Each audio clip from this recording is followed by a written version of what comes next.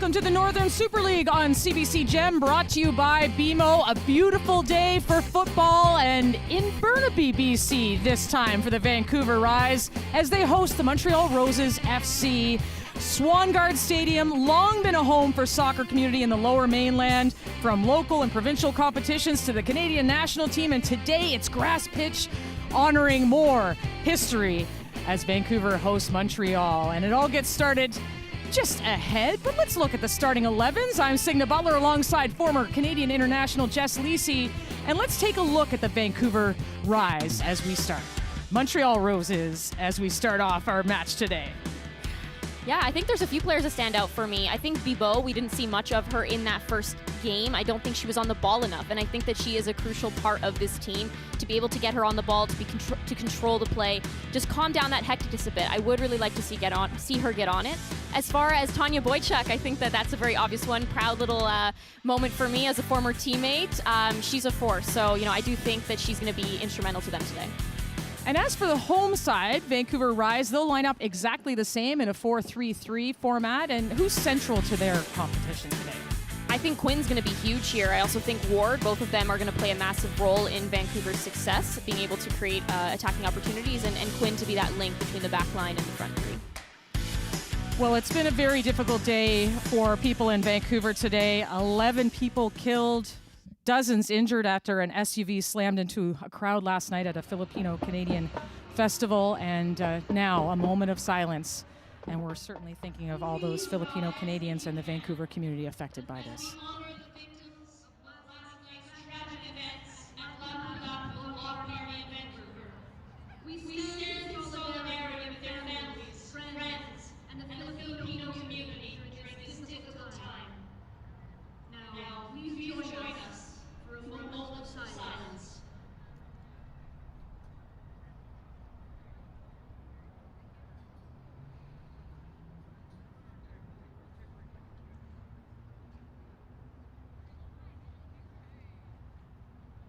Thank you.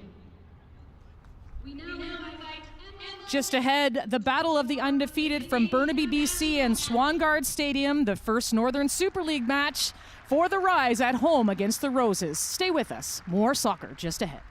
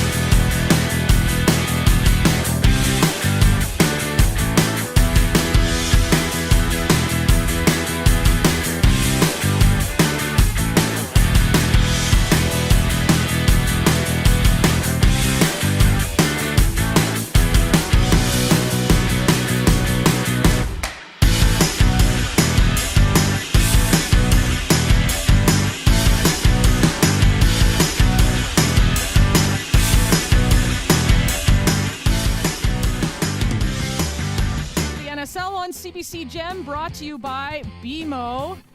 Well, the historic first match for the Vancouver Rise happened at BC Place Stadium, and 20 minutes into the game, probably the most impactful player of the Rise got up to some tricks, Holly Ward. Yeah, I think we're barely scratching the surface with Holly Ward just in that first game. This is what I want to see from her today. Her ability to go 1v1, that mentality to go up, it leaves defenders very little room for error, and they had no choice but to take her out there. Well, and Quinn stood up to the spot for that penalty kick.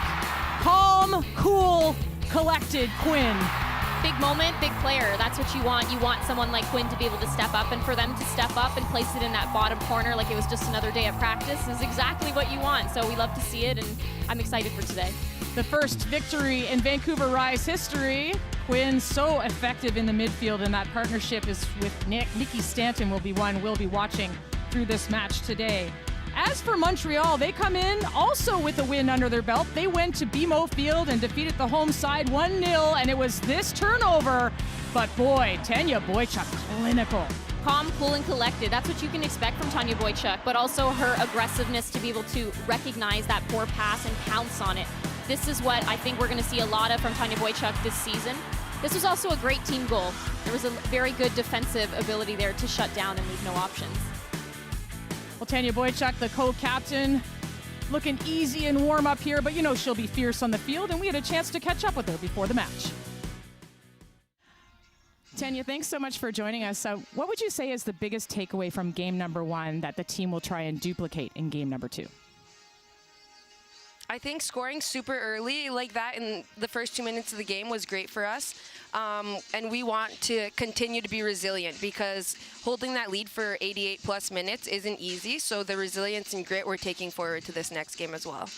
What do you expect from this Vancouver Rise team from their first game? Yeah, I think they were really organized from the back going all the way up to the front. They have a strong attack, but that just means that we have to be that much more tuned in and focused and being organized ourselves in the defense and stopping any attack and momentum that they have going forward. Thanks for this, Tanya. Good luck today. Thanks so much for having me. Well, the Vancouver Rise has 3 Montreal-born players on their team, including Jess DiFilippo, and we had a chance to chat with her ahead of the match.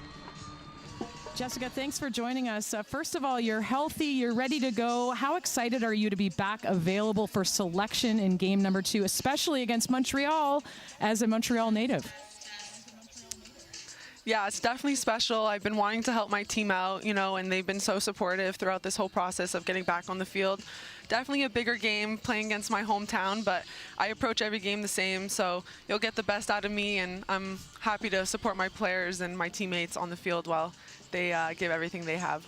What was the biggest takeaway from game number 1 for the Vancouver Rise that you hope to duplicate in game number 2?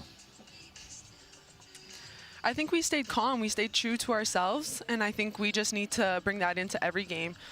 Bring our calmness, bring our grittiness, and you know, create attacking opportunities and be lethal and have confidence in each other throughout this whole process, this whole 90 minutes. And I think we could be really dangerous throughout this whole season if we stay true to ourselves. Amazing. Thanks for this, Jess. Enjoy the moment today. Thank you. I appreciate it.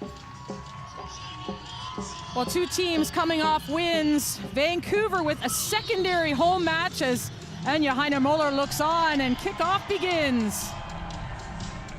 Roses off on the front foot already, and McCaslin has to be off of her line. And Jess, you know, what can we expect, or what do you expect in this first match between 2 undefeated clubs? Well, I think these are 2 really great sides. I am expecting a very physical and intense game just based off of both of their first matchups. I think at this point in the season, you know, you're more focused on the potential of your team rather than being perfect. Some potential over perfection at this point in the season, and I think that I would love to see both these sides really focus on the little things, perfecting those little passes and things like that. Very early in this Northern Super League season, 5th match. If you were catching the game out of Ottawa earlier today, the Battle of Ontario, the other Battle of Ontario. 2-1 final for the home side, Ottawa Rapid FC, so going home happy, those fans at TD Place.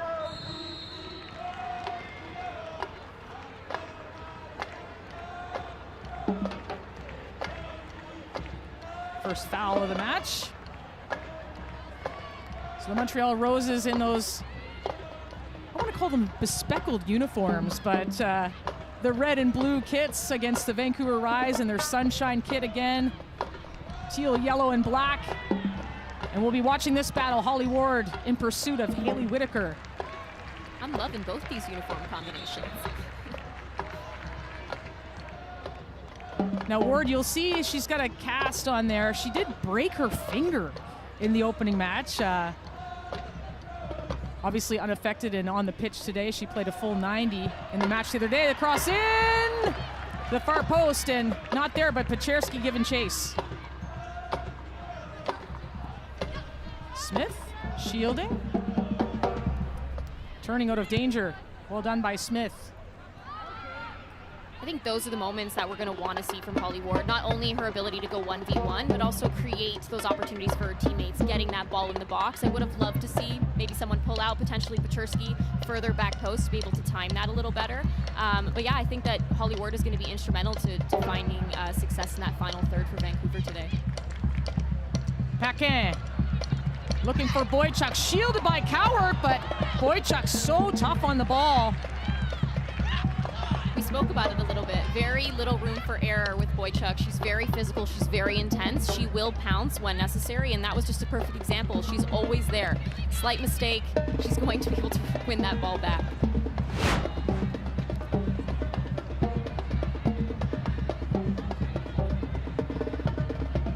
So this is great. This is, again, what you want. You want her to be able to get that ball in. Just a little over hit. Petersky was further in. Would like to see her go further back. Abdu with the cross.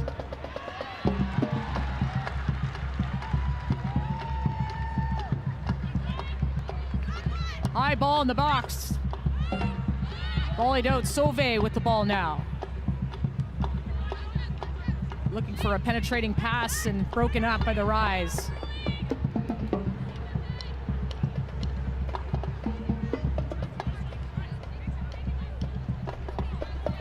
Sauvé, one of the team's co-captains.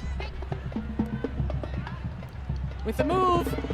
Left foot across is in. And at the far post, that's a goal! Haley Whitaker, unlikely source for the Montreal Roses, and again the Roses with an early goal. This is exactly what the Roses need, especially when you are playing away for both your first matchups. We spoke a bit about Sauvé earlier, Signa, before we came on the call. We wanted to see her really come alive, and this is great footwork. And this is a perfectly driven pass to be able to find her teammate. And Whitaker, clean, being able to get her foot on that. The pace of that pass is exactly what you want, especially on a cutback, because it doesn't take much other than a redirection towards the goal to create something like this. That was a very good team goal. Haley Whitaker, the 25-year-old from Birmingham, Alabama, with the early goal 4 minutes into this match. So the Montreal Roses, the Road Warriors, shall we call them, at this early stage of the season, with a 1-0 lead. Spoiling things for the moment for the Vancouver Rise at Swangard.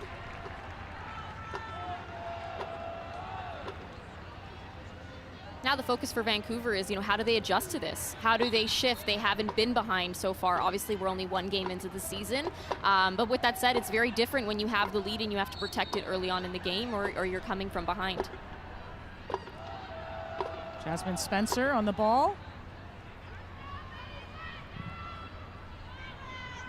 Looking over top. The flick on. Out for a throw-in.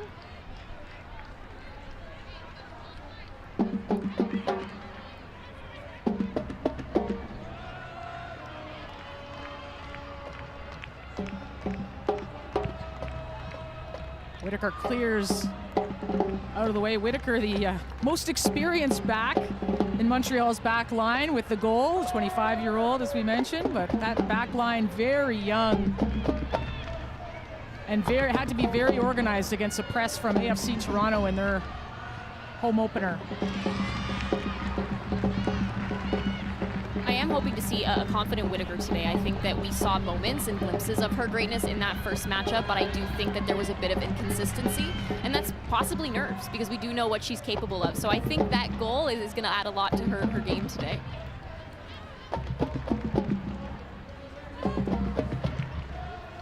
Spencer on the throw-in. Spencer, one of the only players to play all 12 seasons in the NWSL. Angel City, Houston, and Seattle. Lots of experience. Coward getting a toe in.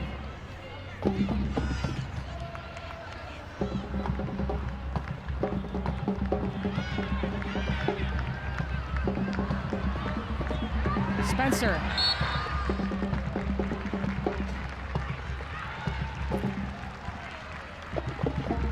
Drawing the foul and feeling a little bit of pain on those shins.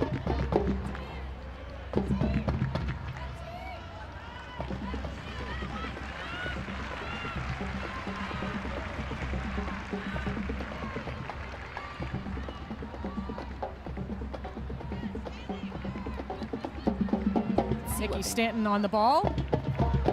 See what Vancouver can make of this.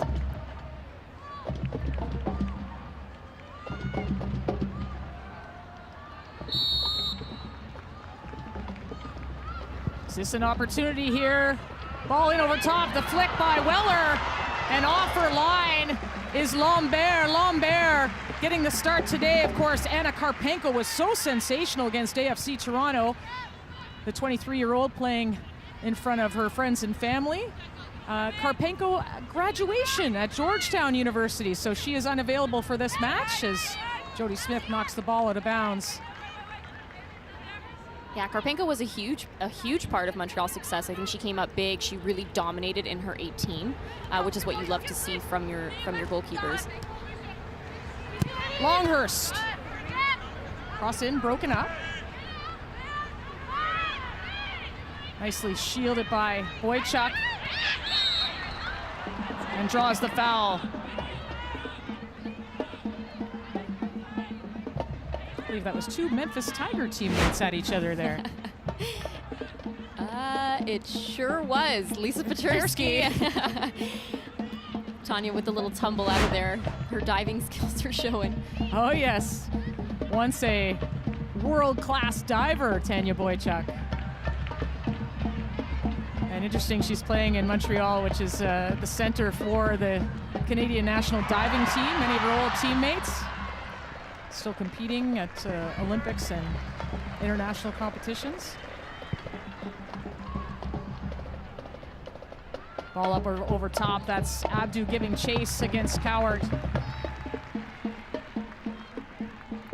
I think one thing that surprised me a little bit about Montreal in that first game was I was expecting them to play a little bit more technical, a little bit more tiki-taka type soccer and really control the ball through their midfield. But at the same time, I would like to see them utilize their flanks, get players like Sauvé involved.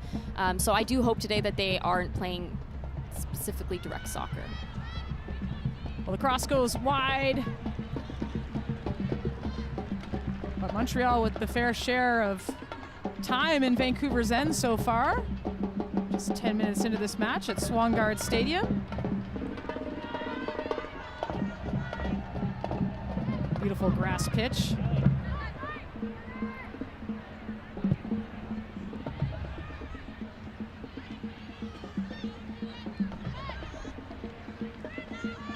Paquin, tackled by Cowart. Capadonna anchoring that back line.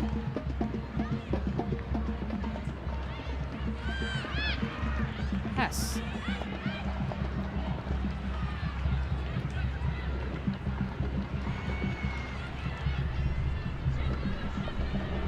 Whitaker, good hold up.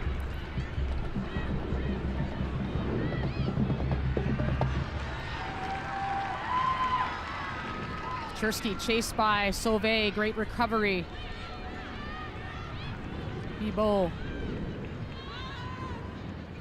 Lambert. Montreal is also a team that's very organized defensively. They absolutely defend as a team. Their individual intensity is great to see.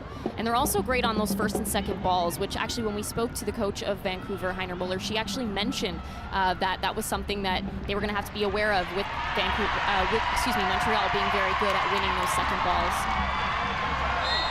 The advantage will be played there. Quinn, an excellent job carrying the ball forward and saying their shirt was tugged at, which, to be fair, it was. Yeah, this is a great effort by Quinn to be able to take their space and recognize there is definitely a foul there. Can't really argue that one. Whether it was on Bibeau or Whitaker in the end, but Quinn earning the free kick.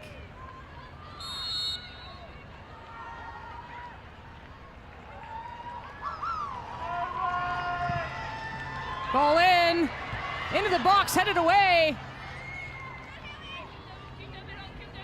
And Whitaker coming across, tackled by Longhurst. It's a good ball in by Stanton, but it's a little bit too easy for Montreal to be able to clear that. I would love to see Vancouver really get in there, get a little gritty, make it a little more difficult for them.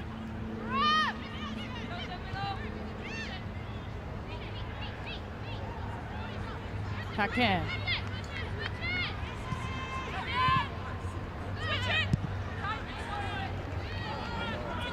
Lees.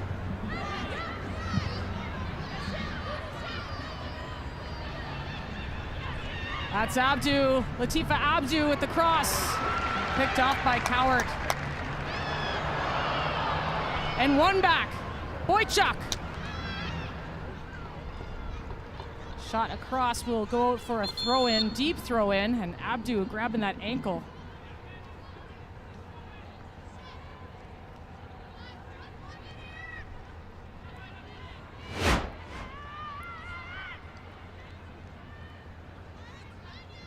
This is good intensity by Abdu. Obviously very unfortunate to end up on that end of it. It looks like it hurt, but that is what we want to see from her, that intensity, that fierceness to go at people and to be intense in those moments.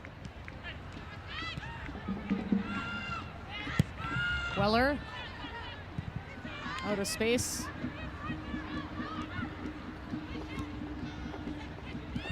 And Cowart will clear. Lambert off her line, just staying in touch with her defenders.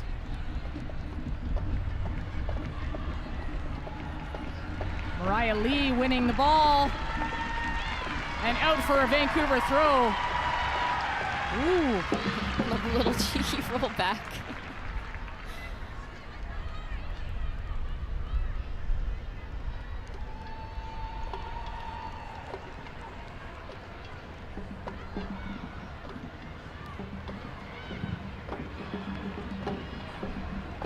Sauvé's pass a little long for Abdu. Love Christine's corner. You can see there at Swangard, of course, obviously the home of Burnaby, BC, of football's all-time leading scorer, Christine Sinclair, part owner of the Vancouver Rise. Stanton winning the ball. Spencer in tight spaces. And one, that's Paquin. Sauvé shot blocked. Skipping over top the ball. It's in. Long shot from distance. Low left-hand corner in the Roses with the secondary goal. This is a great start for Montreal. That is what you want. You want people to be able to strike from distance. Try it. Why not? Because that is what it can end up being like. This is great individual efforts. Again, quick feet, good attempt.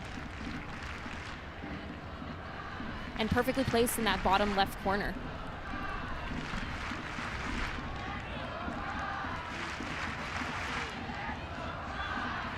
You love that confidence to be able to take people on right at the top of the 18 and try it. Well, Ali Hess with the second goal of the game, a Kearney, Missouri native, was the captain at Duisburg in the Bundesliga, comes over with plenty of experience, 3 seasons over there, and gets on the board here. It's also great to see her get on the board because in that first game, Signa, we spoke about it a little. She was more of the workhorse than the person that was really getting involved in that final third. And sometimes, you have to. That's your role as a midfielder, but it's so great to see her find that confidence in that final third and get it in the back of the net. Well, the Roses an early 2-0 lead and seeing a little bit of shades of the Calgary Wild Halifax Tides game the other day, which was a quick goals for the Calgary Wild, spoiling the party. I wouldn't say spoiling the party because I'm from Halifax, and I would say that it's a great atmosphere there.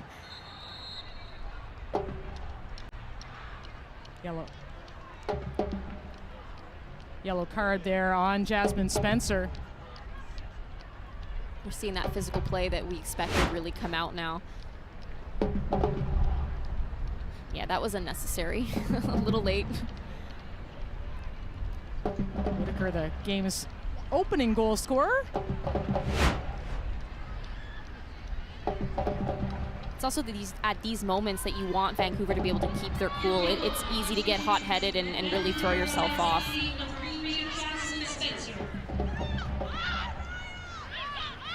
Lambert. Smith. Nice run over top by Sauvé, but out for a Vancouver throw.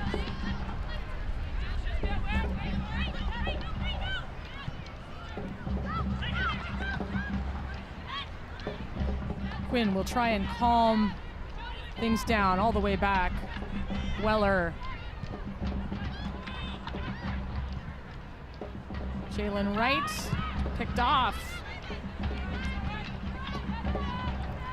Obviously that didn't end the way Quinn wanted, but those are the movements you want and you expect from the midfield, specifically the 6 and the 8. You want Stanton, you want Quinn to be able to find those pockets and really provide an outlet, because there isn't much time and space when you're playing a team like Montreal. Quinn with the great switch and the flick on by Ward. That's Spencer in attack. Spencer taken down. Looking for the penalty, but none given, and the fans at Swangard not liking that too much. Looking for their second penalty kick of the season. Quinn taken down hard, and that will be another foul.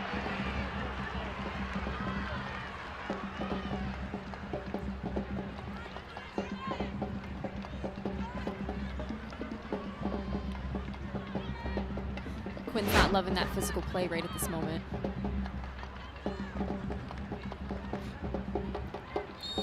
Yeah, that's there's definitely a two-handed push there. They aren't wrong for complaining about that one.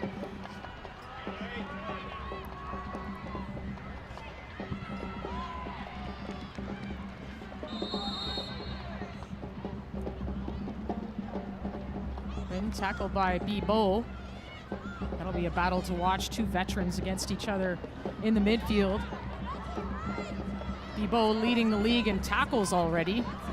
Had 7 in that opening game, 7-1 tackles. And that is a pretty cool stat to lead in. That's what you brag about as a midfielder, right? Absolutely. Well, things not going the Rise way early in this match, but plenty of pedigree on that team to get themselves back in it. But the Roses really showed their resiliency against AFC Toronto in that opening match, holding on to that 1-0 lead for 88 minutes, as Tanya Boychuk told us ahead of the game.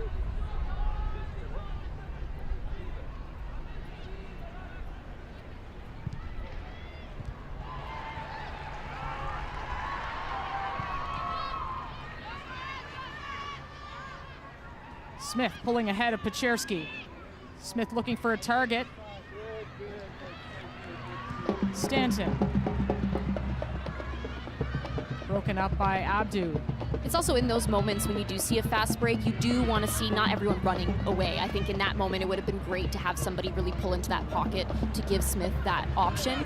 But yeah, it definitely needs to just there needs to be more movements off the front. Not everyone can be making that same run in behind.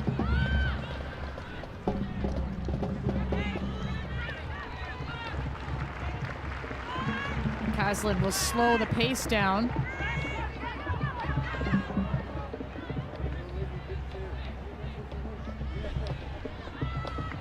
Coward. To Weller. Weller back at Swangard. She said this is where she played her first games with the Whitecaps back as an 18-year-old, so a real homecoming for the Vancouver native, Shannon Weller. Co-captain, wearing that armband for the Rise. It's got to be a great feeling. Oh, for a lot of these players, the chance, almost 90 players, Canadian players, the ability to play back home in this Northern Super League. Tanya Boychuk among them. I'm sure you've heard what people say about striker Signa and how we don't love to defend, but I don't think you can quite say that about Tanya Boychuk. She is everywhere. She is great on both sides of the ball, but that is just one thing that I really admire about her game. She gives it 100% defensively as well. Robert Rosatoyu must be pleased with the way his team has come out. 2-0 lead, just 20 minutes into this match, and again, Quinn just getting mugged in the midfield.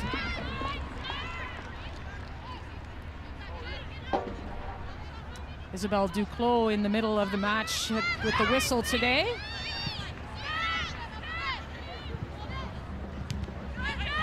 Peczerski. Right.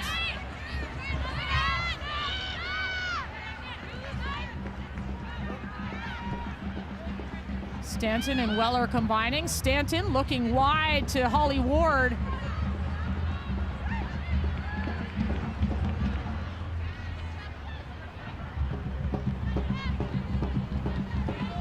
When you're playing a team like Montreal that is very organized defensively, it is important not to just force the ball, to be able to pick your moments, to swing the ball, just be patient with it. And I actually think that's something that we spoke about to Heiner Muller. She mentioned wanting, to see her team not just pick that first opportunity, but instead really pick the right moments. And I think that that's going to be huge for them, especially when Montreal is up 2 goals and really sitting at this moment. There's Enya Heiner Muller.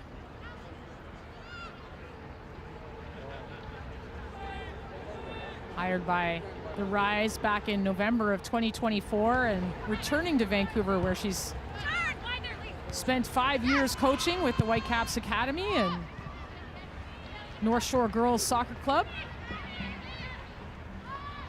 Seen her share of matches at Swangard, not her first time there.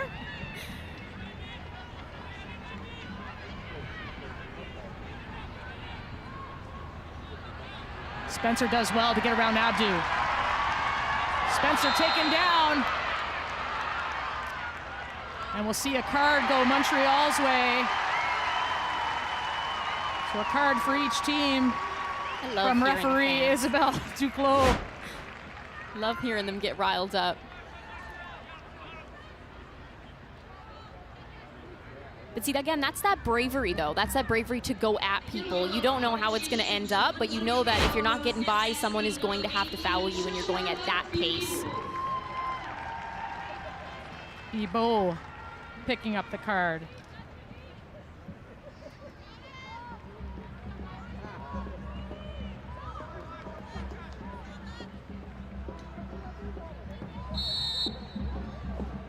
Stanton. Driving the ball high and in and up with those sure hands, Lambert. Lambert, the 30-year-old from St. Hyacinthe, Quebec. Played in Freiburg in Germany, also in France throughout her career. And the opportunity to come back home, she said, oh boy, absolutely. And Rosatoyu has said they're probably going to play, maybe not platoon their goaltenders this weekend, their goalkeepers this year, but it's certainly a 1A, 1B situation. And that's a great problem to have.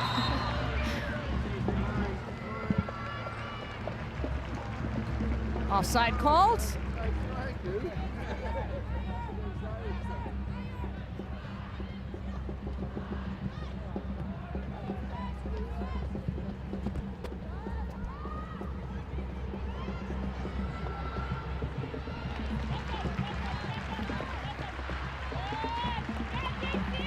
Deep Vancouver throw. If you're just joining us 25 minutes into this match of the 2 undefeated teams in the Northern Super League.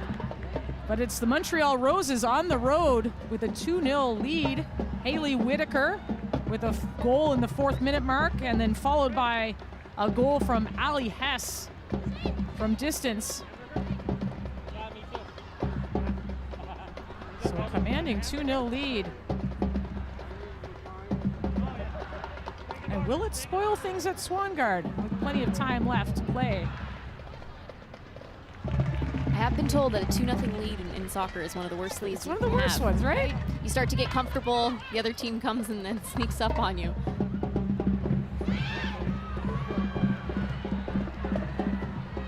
Ball across! Could have been danger there, but Weller getting ahead on it. It'll out for a Montreal corner kick.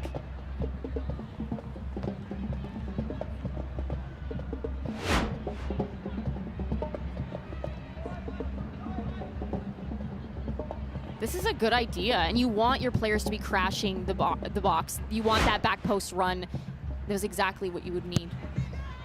Sauvé short, the run across. Quinn getting the ball out of danger. There's Pacherski on the left side now. Ward calling for it on the right. Pacherski taken down, but well won.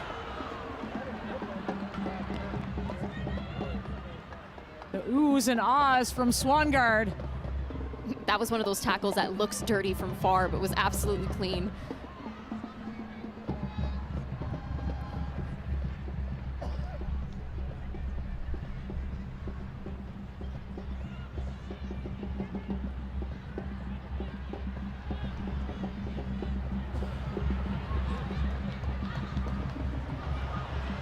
Lots of bodies on the ground now. Very physical in this opening half.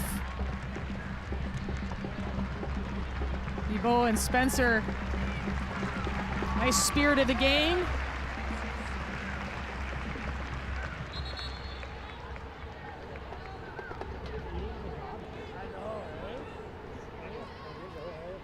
Dude, I don't see you for like forever. Now I see you all over. I know, right? Yeah.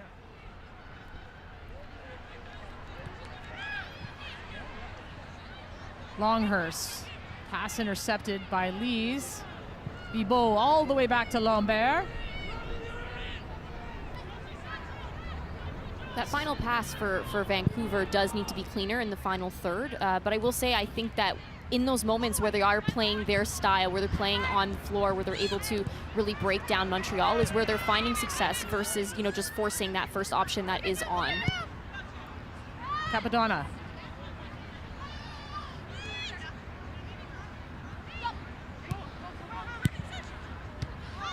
Picked off by Lee.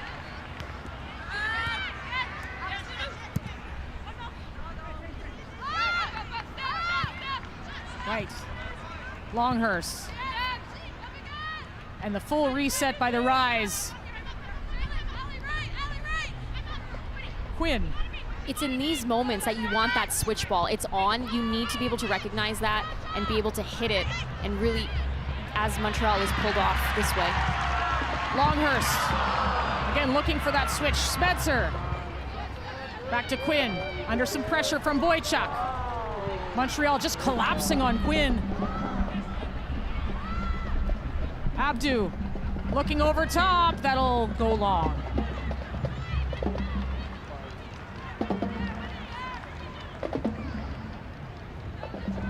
And a slight formation change that we saw from the Montreal Roses heading into this match. They were a 4-3-3 against AFC Toronto, deciding to line up in a 4-4-2, but they kind of fluctuate between those two formations. Yeah, in that first matchup, you did see them, specifically defensively, it stood out where they sort of dropped into a 4-4-2, and you saw Paquin and Boychuk playing in sort of a pendulum up top. So I think that today I'd love to see Sauvé and Abdu really come alive in those wide channels and be able to, you know, go at right and go at Spencer and give them that 1v1 battle all day. Smith with the throw.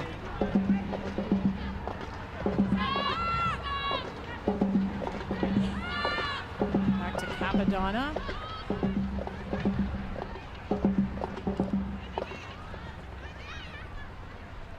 Stanton shielding.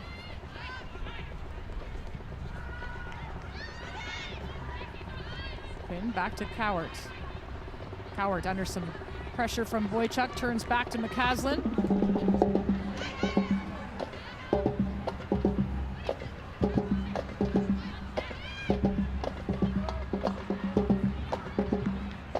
Weller. Breaking line. Oh, that ball cannot squeak through from Mariah Lee, looking for Pechersky.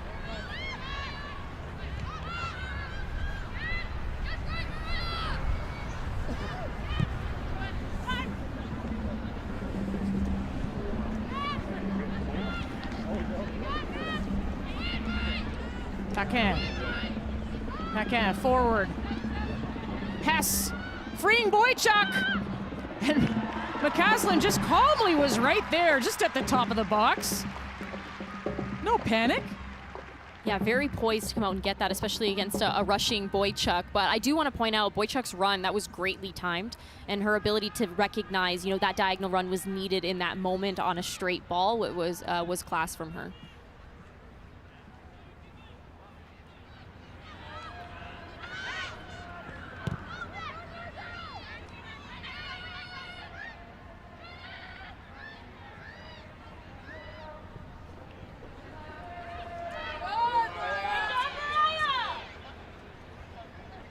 Cherski, Jess, let's get right. out there. Let's get out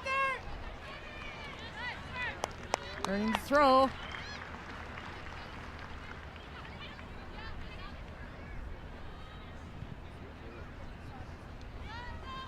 Paquin tracking back, picking up the ball.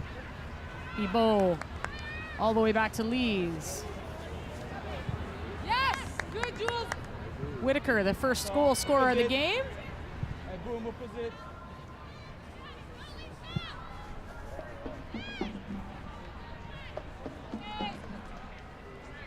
Cherski, nice turn.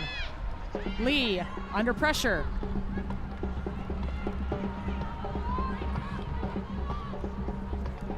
Vancouver with a spell of possession here. This is the style of play their coach Anja Heiner Moller expecting from them. And I don't mind that. You want that patience. Again, that's better than just forcing the ball up and losing it and being caught in transition. So this is good from them to just be able to recognize the organization and take advantage when it's necessary. Spencer versus Whitaker. And Vancouver with a deep throw in.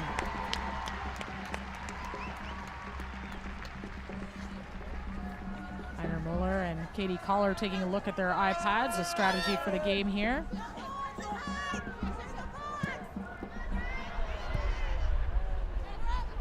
Well done, Ali. Well done.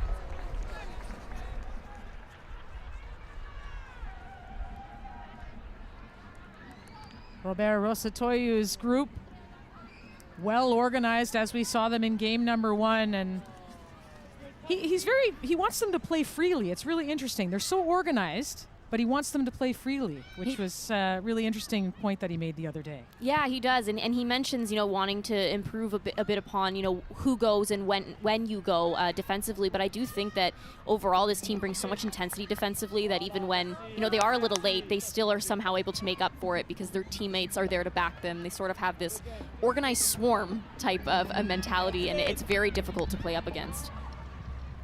Sauvé up over top, but McCaslin will grab that.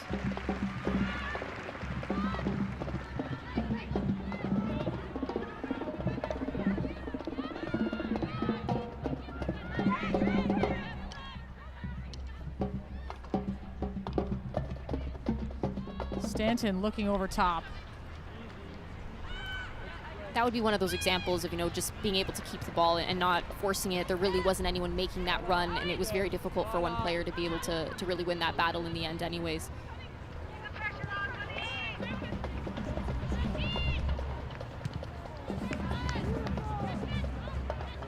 Stanton.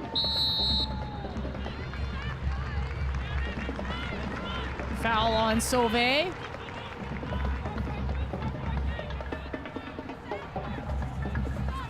Ten minutes to play in this opening half. Montreal Roses FC with a 2-0 lead at Swangard Stadium in Burnaby, BC. Quinn. Looking forward. There's Wright on the attack. Wright crosses back and cleared away by Lees. That was a perfect example of a purposeful long ball, right? Quinn was able to recognize the space was there and find her player on the run, being able to get that ball in. Would have loved to see it connect with the player, but there wasn't too many players in the box, so it was difficult. A lot of pressure, and just being able to get that ball in at all was great by her.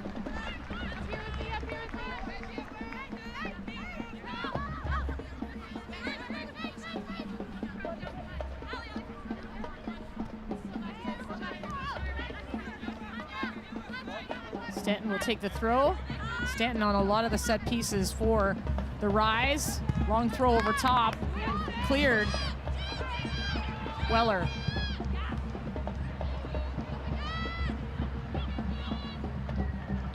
Paquin to Sauvé.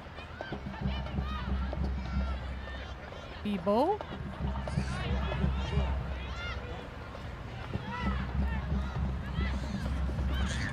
Bibeau. Nowhere to go, so turns the other way. Lovely switch to Abdu. I spoke earlier, Signa, about wanting to see Bibeau get on the ball. and that was exactly what we want. We want her to be able to receive that ball in those channels, control it, control the pace of the game, switch it when it's on.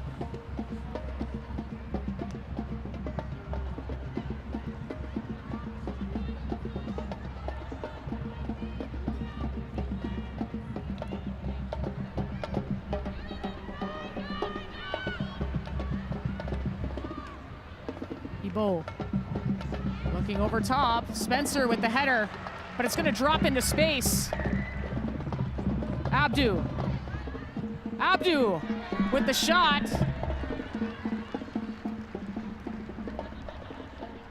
Abdu loves going one-on-one. The 23-year-old, the first signing in Rose's history. Coming back home, the Montreal native. I love the effort there and the ability to have numbers in and around the box and around the ball. I do think in that situation she was a little off balance, potentially could have played it to, I believe, Boychuk or Sauvé. I can't remember who exactly was there, but somebody was wide open, could have potentially just laid it off for them to have a strike on goal. But no less, great effort. Cowart. Broken up, Longhurst on it now.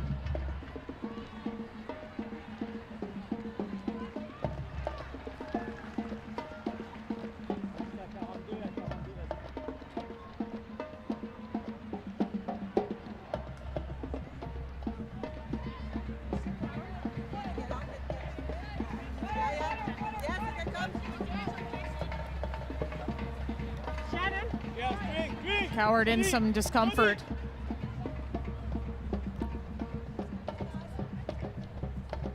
She's in visible pain. That doesn't look too good. Took a knock in the last game towards the late stages of that last game against the Calgary Wild at BC Place. This is also a very physical game on its own. Philippines international, I'm sure heavy hearts with Jessica Cowart today. Played at the 2023 Women's World Cup for the Philippines. California native. Says she's good.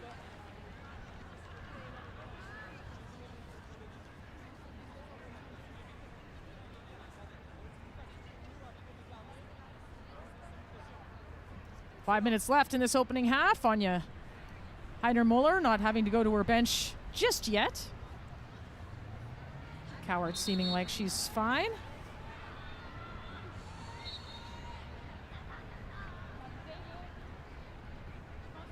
Spencer.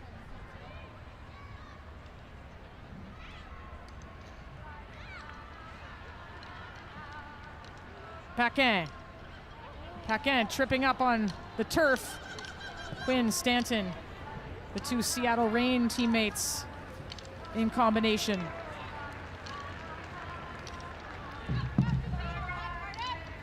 Paquin is another player that she's very dangerous. Defensively, she is, we spoke about Boychuk really being able to pounce, but I think that Paquin is another player that you have to be careful. She will catch you in your mistakes, and she will challenge you every single time you step on that ball.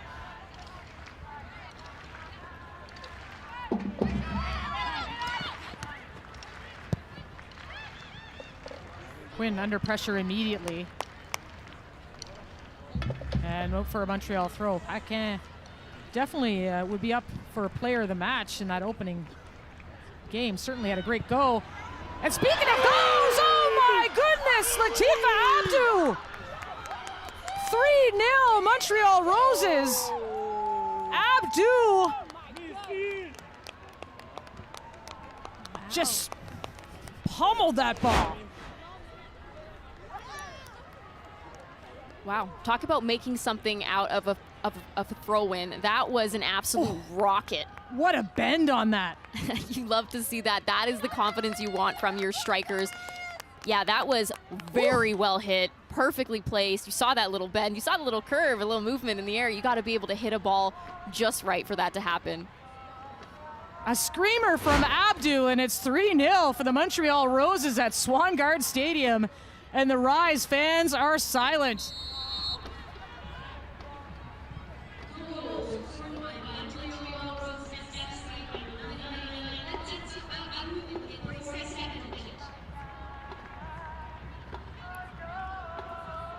3-0 is a difficult thing to come back from, but I will say it doesn't necessarily mean this game is over. You know, Vancouver Rise is a very capable team. I would love to see, we haven't seen Holly Ward that much, we haven't said her name as much this matchup, and I do think that if they're able to get her involved in the play, as well as Mariah Lee, they both caused a lot of problems in their first matchup for that back line, for Calgary's back line. So I would like to see them get a little bit more involved, potentially find their feet, maybe find some combination play between Holly Ward and Spencer. We spoke about that partnership a little bit, Signa, before the game, and what we'd love to see from those two.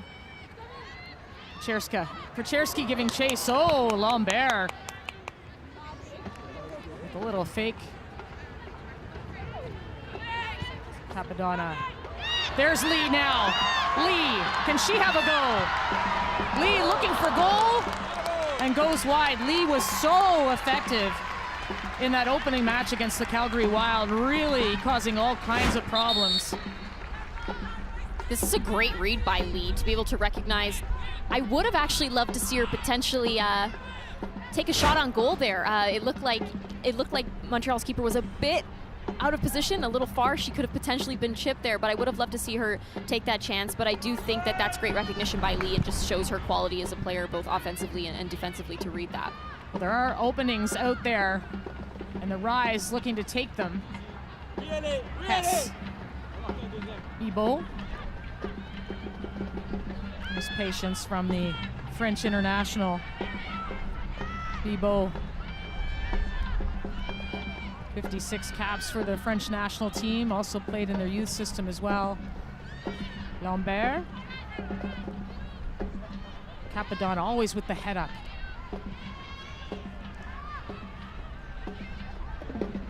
Weller back to McCaslin. McCaslin upfield. Longhurst picked up by Whitaker. That's a frustration foul if there ever was one.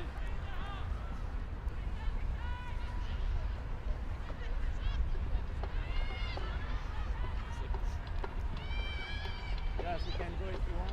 As soon as you go feet.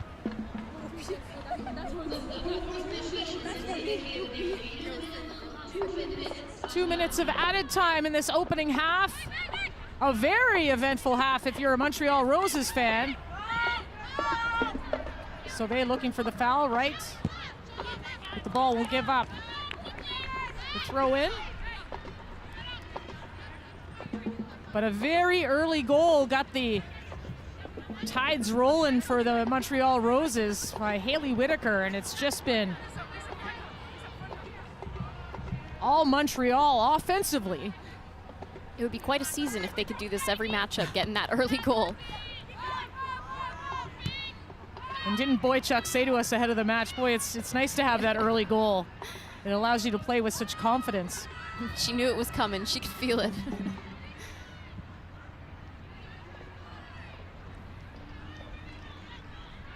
Boychuk trying to keep the ball alive.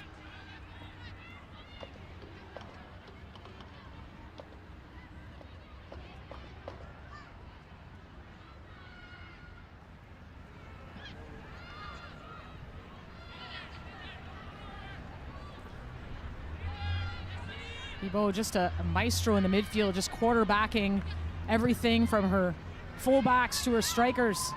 She's been huge for them so far in this first half, and I mentioned it before the game of wanting to see her really get on the ball and control it because of who she is as a player, and she's doing great things for them. She's that link between the front two, as well as the back line, and she's really just controlling the play, controlling the pace, exactly what you want from that holding mid. Quinn wide to Peczerski. Peczerski looking over top for Josie Longhurst, who is running, and Nikki Stanton with the hard foul in the middle on Abdu.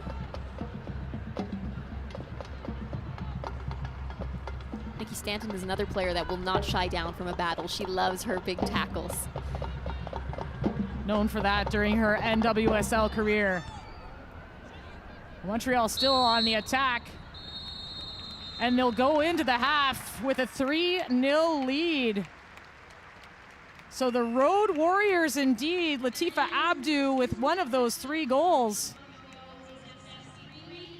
And your thoughts on that opening half? Honestly, Signa, that was great for Montreal's side. I thought that they were aggressive. They play very front-footed, obviously being able to get 3. And they just continued to show time and time again what they were great at. Would like to see Vancouver really, pick it up in that second half. Well, we'll see what the response is from the Vancouver Rise, but right now it's Montreal Roses 3, Vancouver 0.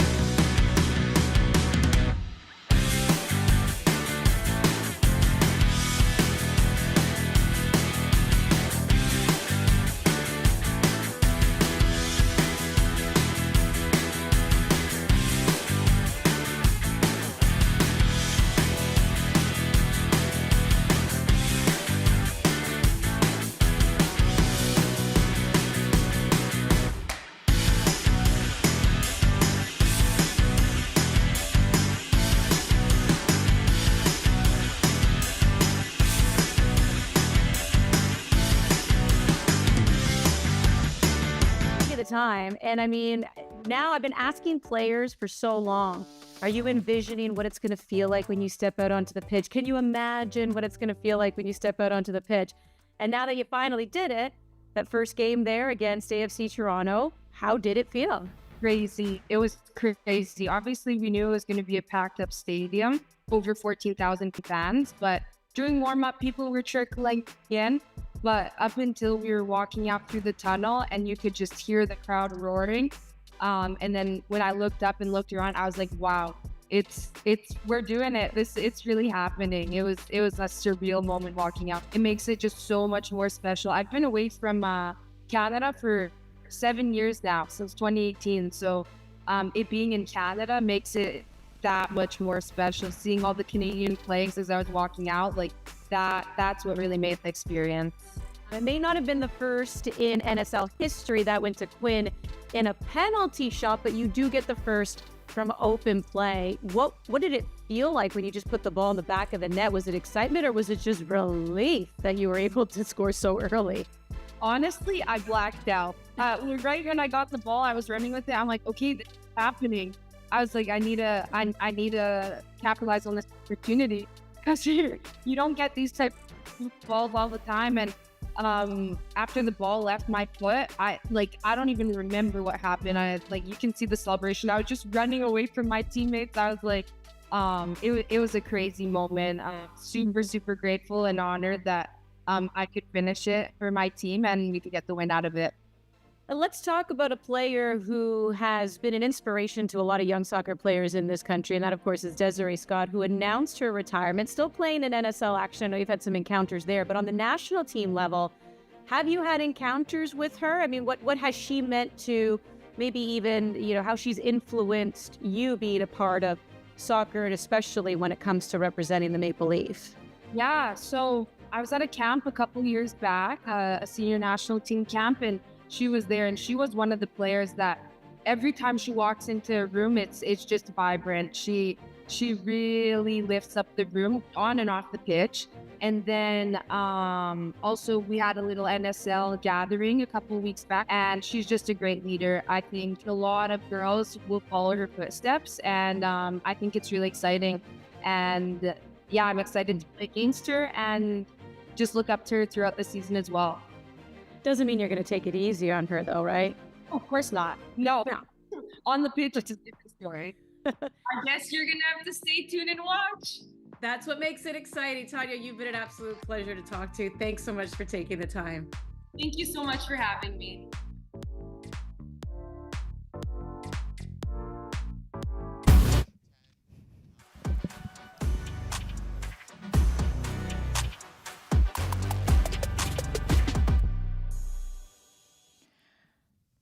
This is the Northern Super League halftime presented by BMO in the home of Christine Sinclair, Burnaby, BC. But the battle of the undefeated, well, it's tilting well into the favor of the Montreal Roses FC, leading 3-0 after 45 minutes. Let's take you to how things got started the 4th minute, and it was an unlikely source, Haley Whitaker. Yeah, this was a great ball in by Sauvé to be able to recognize that. Great pace, a little bit of cheekiness to get to do some footwork and find her player. Whitaker did well to be able to redirect that towards goal. But yeah, a lot of credit for Sauvé there to be able to hit that into her and find Whitaker's feet. And the second goal, well, while some Vancouver Rise fans might be laughing a little bit, it was no laughing matter because Ali Hess made no mistake from outside the box. This is just 15 minutes into the half. This is something that Montreal's doing really well. They constantly have numbers around the box, and Ali Hess to be able to do that little move, recognize it, and take her chance, take her shot. We'd love to see it. That's what you want from your midfielders. That's what you want from your forwards. And perfectly placed, very clinical in that bottom left corner. And I don't know what you could say about a clinical third goal, but I would call this an absolute screamer from Latifah Abdu. This was an absolute gem. That is the perfect way to describe it. And to make something off of a throw-in is huge.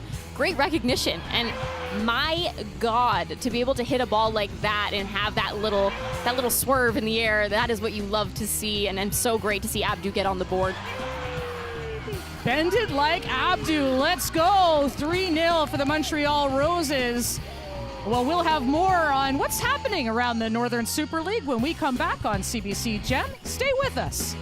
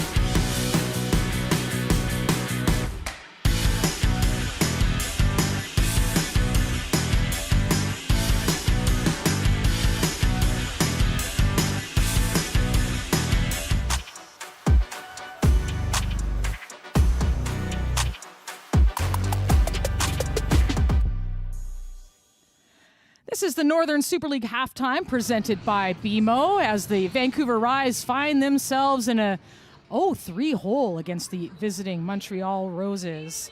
Well, plenty of action in the Northern Super League since the start of the season, but especially over the weekend.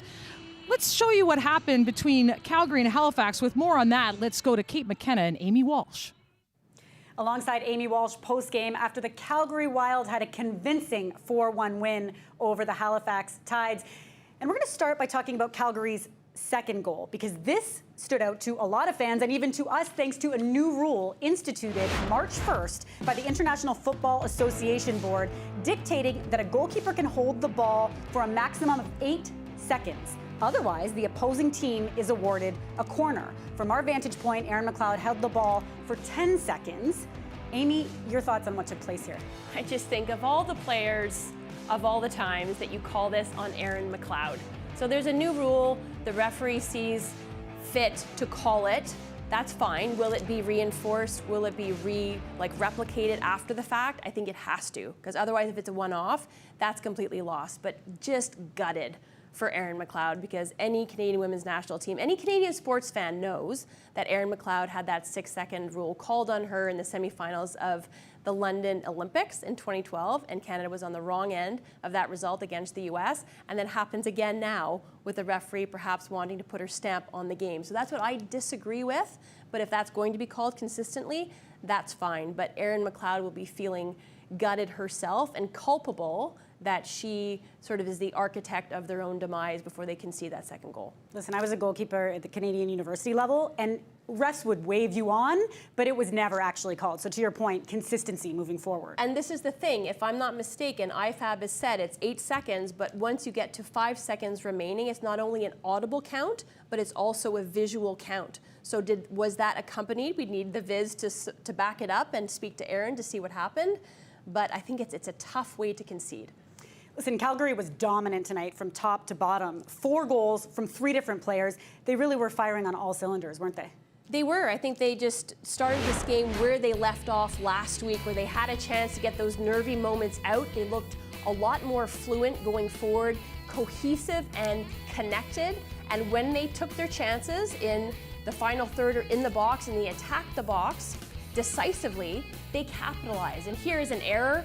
We're going to see that. It happens in any game, but this is a first for the Halifax Tides at the Wanderers grounds, and that is a mistake there. But you see Callie Johnson for the Braves capitalizes on it and is able to convert from distance on the day, but all over the pitch, really comprehensive performances, dominant performances. Grace Doherty is one that I really liked in that fullback position. I also liked Maggie Doherty-Howard in the middle of the park. And I think quietly, Jackie Savitsky, as at number 6, dropped a little bit deeper, was able to connect and be really clever with the way that she utilized space and freed it up for those around her. So great night for Calgary, a tough night for the Tides, but God bless those Atlantic Canada fans. They stuck around, they were loud right until the final whistle. They know this is just the beginning for their team. Well, I know the splash zone at Wanderers grounds won't be too sad the next time around supporting the Halifax Tides, but what a moment for Lydia Bedford and her Calgary Wild team there with that 4-1 victory.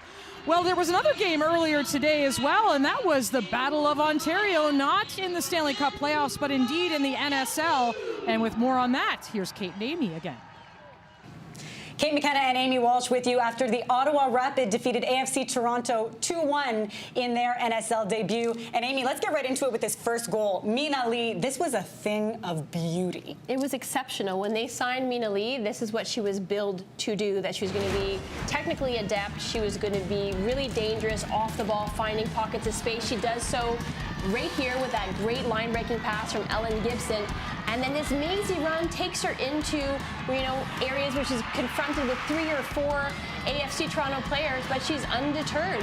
And then a seeing eye shot that beats Manor. I think Manor gets sight of it a little bit late, but full credit to Mina Lee for a moment of individual brilliance, and she opens up her account with the Ottawa Rapid and the first ever goal for them. A big moment, but another big moment. Goal number 2, Desiree Scott, probably as good for the club as for the league. Goodness. And I feel like I could sense your emotion on this one, Amy. So Desiree Scott, legend of the game. She's done so much for Canadian sport, not only Canadian women's soccer. 187 caps for country, 0 goals. That blew my mind when you said that in broadcast. In her inaugural game, she is the marquee player. She is the link with the past and the present players and the future players. She's active off of Manor. She's disrupting. She gets a little bit of daylight, gets the flick on the first header, and then she bundles it over the line, but Bundles doesn't give her enough credit because she's determined. She shows tenacity. She was not going to be stopped, not going to be denied on the day. And is there anybody else that you want other than Desi Scott for the league, but also for the Ottawa Rapid? Well, a good day for Desi Scott, not a great day for AFC Toronto. And this was a roster that looks stacked on paper, but 2 games, 2 losses. Where do they need to improve? So far, it hasn't really translated. They've let themselves down attacking. There's been a lack of fluency, certainly, but today was a game of ebbs and flows that the Ottawa Rapid managed much better than AFC Toronto. We saw the insertion of Kaylee Hunter again. That was a difference maker, but it was a little bit too late for AFC Toronto, but they just, a little bit clunky in their build-up, and when they're in the offensive third, they're getting into the box, but lacking execution. Well, Toronto will have a chance to get their very first win this Thursday against Calgary. Well, Desi Scott, 187 appearances for country, no goals. 1 appearance for Ottawa Rapid, and she's got a goal. Anyway, fantastic stuff for the Rapid to open up with that. As for our next game on the Northern Super League, we'll have AFC Toronto against Calgary Wild, and that'll be Toronto's home opener at York Lions Stadium as well. So that's Thursday, 7 p.m. Eastern Time. Let's take a look at our first half stats, and what stood out to you here, Jess? I mean, right off the bat, I'm looking total shots. 5 shots, 3 goals is insanely accurate. I also look at possession. This is a 3-0 game right now, but 50-49 is not necessarily what people would expect, but I think that overall one team was more purposeful with that possession. So direct play, and we'll see some switches inside this half. Kennedy Faulkner coming in at center back, the Canadian former Youth Player of the Year. Lovely to see her back. More on her story as we continue, but the Rise making that change. Jess Coward, who took a knock, coming out of the match. Jasmine Spencer, nice loop-de-loo to get around. Longhurst looking over top, but Whitaker can't be beaten. Longhurst still on it. Longhurst and Lee combining! Ward! The cross! Oh! Majerski shot tipped over top by Lambert. That was the most forward we've seen Vancouver in this match. And we spoke about wanting to get Holly Ward more involved. That's why you want her involved. You want her to be able to get those crosses in the box, but that was just a great team effort. Again, great recognition by her to be able to get that. A little bit unfortunate by Longhurst. You do have to be more clinical in there, but great on Pechersky to be able to follow that up and get a shot off to get a corner. Forcing Lambert to make the save. And here comes a corner kick. Outswinger from Stanton. Driven in, but right into the arms of Lambert.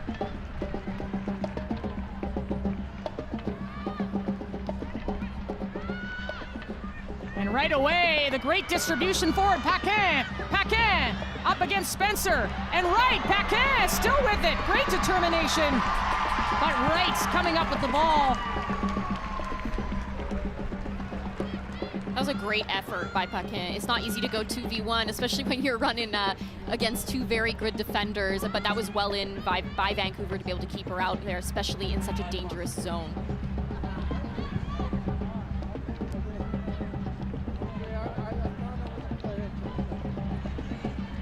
Chersky does well to keep the ball. Quinn. Switch in play. Spencer. Ward trying to curl a pass in to Stanton. But Bibeau quarterbacking as they've done throughout this first half.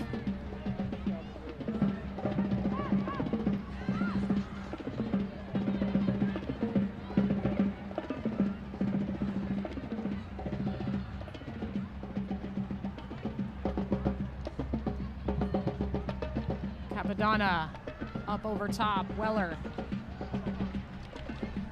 lobs it back in. And Pechersky drawing a foul. That's well in by Pechersky to be able to put her body on the line. I don't think she necessarily thought she was going to win that ball, so she knew what she was getting herself into, and to be able to draw a foul is huge on her part, especially in that area of the park. Pechersky. Stephanie Labe, the sporting director for Vancouver, now on maternity leave, said about Pechersky that she's versatile but just ruthless. And that's the type of mentality that she can bring on the pitch. Stanton on the ball.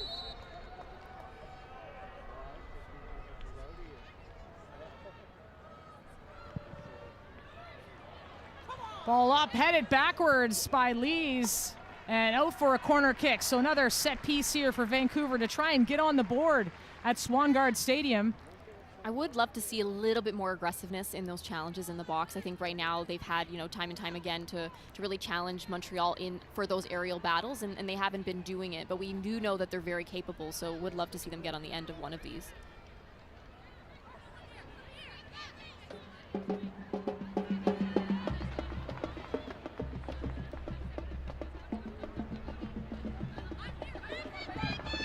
Stanton.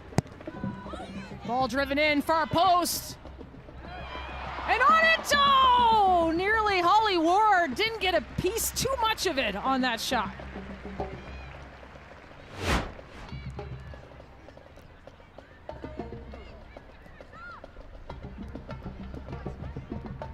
Yeah, well done by Holly Ward to be able to at least get something on it. You got to be brave in there. You got to take your chances. You never know if it might hit the back of the net. Stanton with one of those textbook tackles.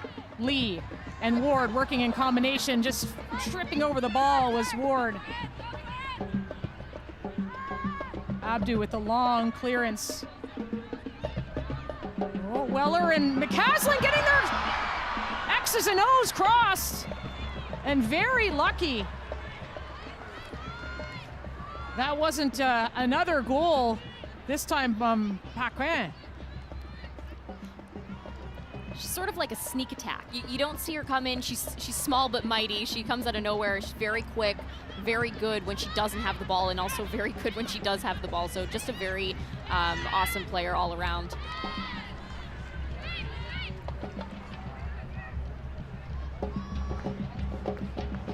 Also, just another thing to point out, I think that one thing I'm really excited going forward for Montreal is that partnership between Paquin and Boychuk.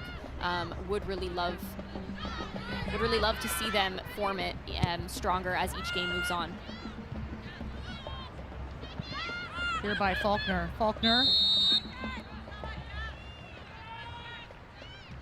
Kennedy Faulkner from Markham, Ontario. Mentioned former Canadian Youth Player of the Year. Took a year and a half off, almost 2 years because of a concussion. And she's back playing, and Anya Heiner-Muller, she was just cleared to play in November, and just saying about Faulkner that, you know, she just has the right instincts as a center back. She hasn't lost that. She absolutely does. You know her well. I do, and it's funny because when Kennedy was young, she was a little stud up front as a number 9. So it's awesome to see her, thriving as a back line, but it also just shows her quality as a player and being able to really adapt to anywhere and be great at anywhere that she is on the pitch. Weller trying to find space, and Evo.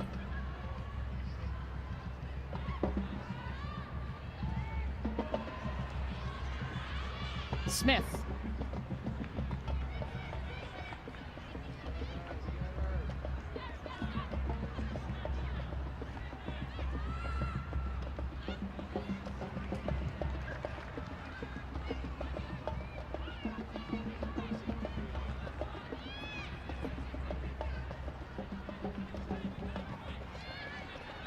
Longhurst to Quinn, switching the play as they often do. And that's one thing I think is going to help them find success in this second half. Obviously, 3 goals is hard to come back from, but I do think that if they're able to control the play and really shift it, the momentum their way, especially having a player like Quinn in your midfield and someone that's so great at switching the ball and just being able to control that pace, you never know what can happen. 45 minutes is a long time. Lee laying off to Peczerski. Peczerski holding up play. Spraying wide to Spencer. Spencer looking to go one-on-one against Whitaker. Broken up by Lees and played out of the back.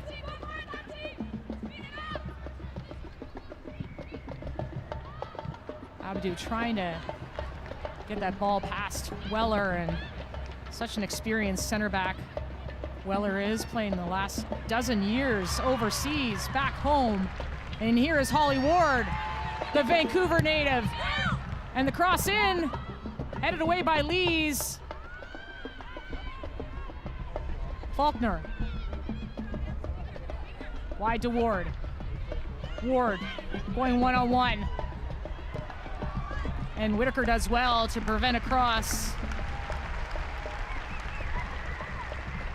We are seeing Holly Ward start to come alive a little bit on that left flank. We've been wanting to see her, have the ball at her feet and go at people, and she's won quite a few corners here in the second half. So good on her to be able to, pick her moments and be great in them.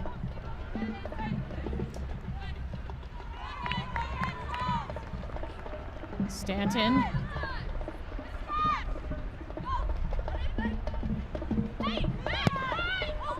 Driving the ball to that far post. Contact in the box, and we're going to get a penalty.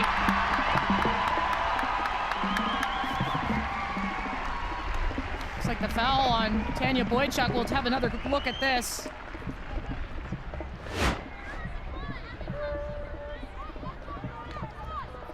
Kind of behind the play. I know Quinn is happy about that one. They have been fighting for those fouls all game. It does look like they got a little caught up there, so this might have been the right call. It's hard to tell. It was a little off screen there. So Quinn will again take the ball. As they did in game number 1. And will it be another goal for Vancouver's Quinn?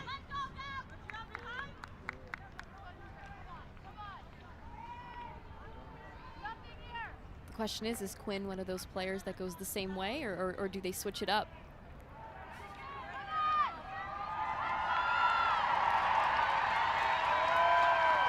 Their team down 3-0.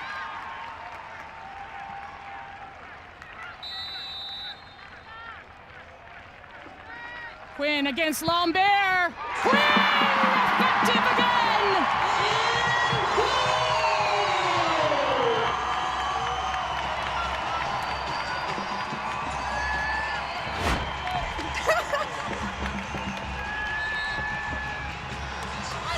Oh yeah, that is a blatant PK. That was a very good call by the ref. Just a little bit of a pull there by Boychuk on Quinn. And then being able to step up and just slot it home. I admire those that don't switch and they stick to their guns and go the same way. They're confident, and especially in these moments, right? You need that confidence. So to be able to grab the ball, step up, and then slot it home, like again, just another day at training is what you love to see. Well in by Quinn. So Vancouver Rise 1, Montreal 3. And the Rise have come out more on the front foot in this second half. And maybe the message was, win the half. Boychuk across.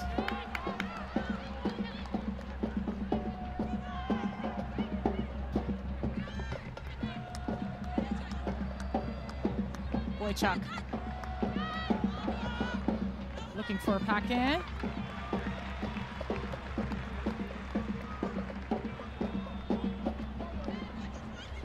Yeah, just to touch on that partnership again, I sort of cut myself off early, but I think that Paquin and Boychuk have the ability to complement each other very well.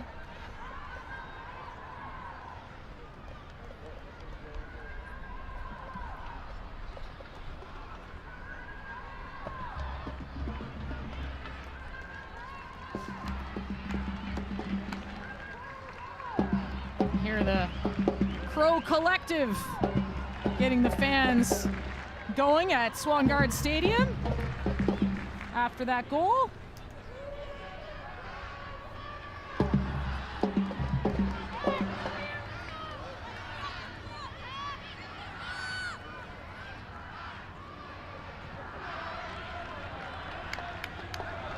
Faulkner. Spencer. And trying to go wide, miss hit.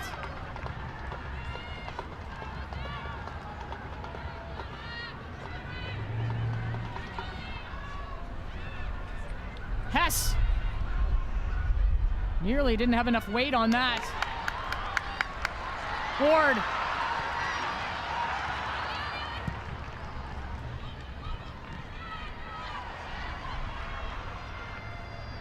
Well won by Quinn. Trying the move, but Bibeau is there. To Abdu. Quickly playing to Boychuk, and she was just off the shoulder of Kennedy offside. That was a good idea and a good transitional moment for Montreal. Yeah, Boychuk should have potentially just held her run a little more, but good recognition by her to make that run in the first place. I do think now this is when Montreal has to really be careful. You know, you are up 3-1, but the momentum has that ability to shift when a team is coming off of a goal. So I would like to see them hold their ground and not really let Vancouver kind of squeeze their way in.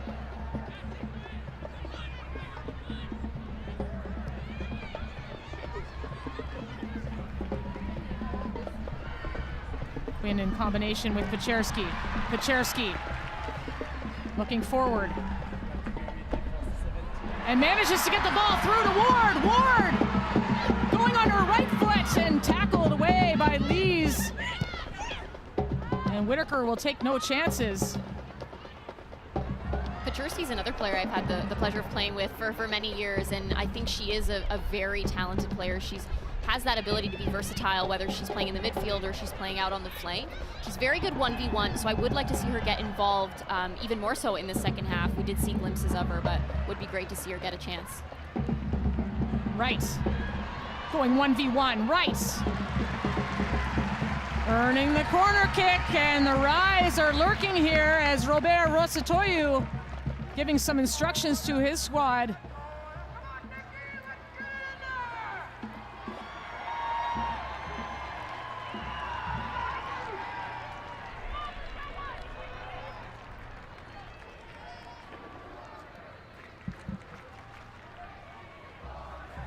One for the Roses. The corner kick from Stanton. High lobbing kick. Paczurski with a header on it. And Boychuk will clear.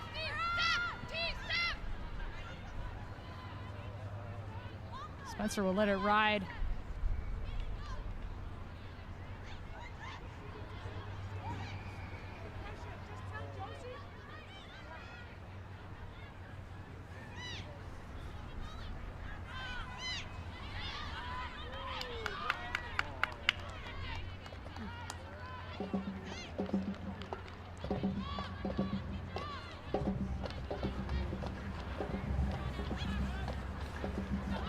Lee pushing the ball forward, but Whitaker is there.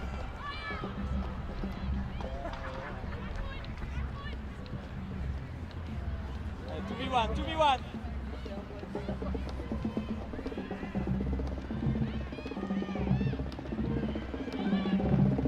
Lambert.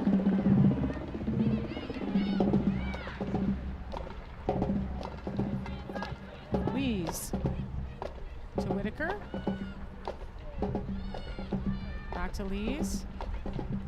Now we're seeing that glimpse of Montreal having to be the team that is going to be patient and, you know, really be able to hold up that lead. There's no reason to force it, just keep it.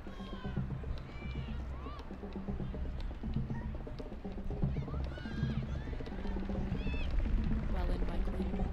And Quinn all the way back to McCaslin. Faulkner. Long switch of play with that left foot, forcing a throw in.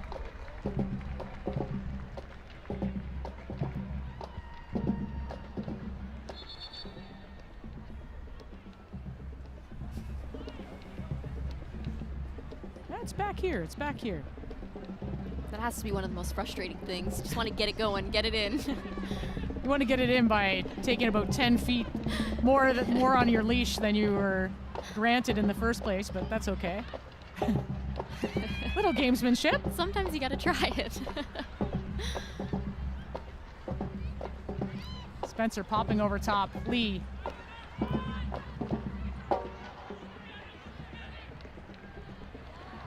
Stanton with a forward run. Picked off, and that'll be a foul. We are seeing Vancouver play a lot more of their style this game, being able to just play the ball on the ground. Movement off the ball has been better. They're really finding those little pockets. I think Paczurski's also come alive in the second half a lot more, and we're seeing her get on the ball and being brave, not only in her movements, but also when the ball is at her foot.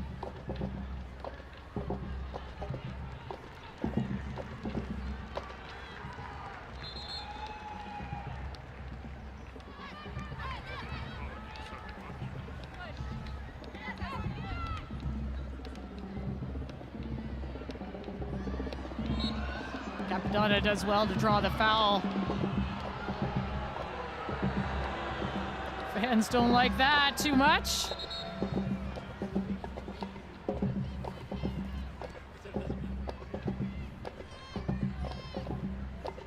Capadonna, just 23 years old. She plays like she's a lot older, doesn't she? Yeah, she absolutely plays with a lot of experience. You would never be able to tell that she's just 23 years of age. It looks like she's been out there for, you know, many, many years.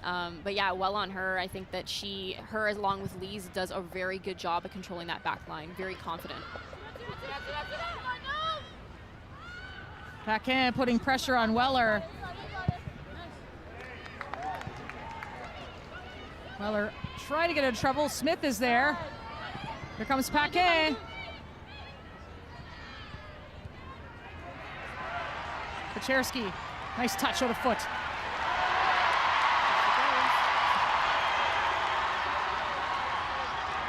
And Hess does well to win the ball back. That is the defensive effort that you want from your players. Very well in by Hess, but also to Pacierski's, defense. I think that is what you want from her. That is what she's great at, going 1v1, taking her space and just driving up the pitch. Potentially could have got rid of it a little earlier, maybe some more movement from players in and around her. But just, again, in her defense, I think that she did do well with those few strides that we saw her take.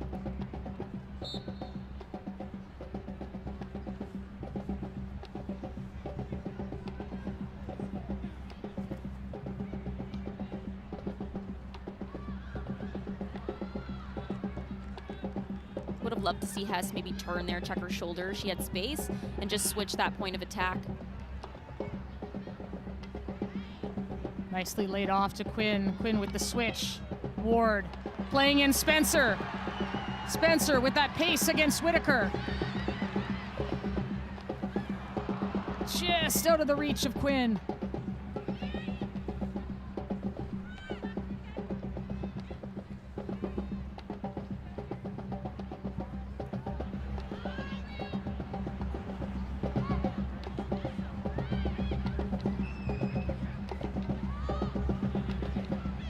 Boychuk against Faulkner. Faulkner does well to win the ball back, and Boychuk checking her mouth there. Great battle between those two players, and she'll need a medical check. Yeah, with these two players, both Faulkner and Boychuk are very physical players. Neither of them are going to back down. It looks like she got maybe a hand to the face or an elbow to the face there. That definitely doesn't feel great, but, well in for Boychuk to be able to continue to make that run, and great defending by Faulkner.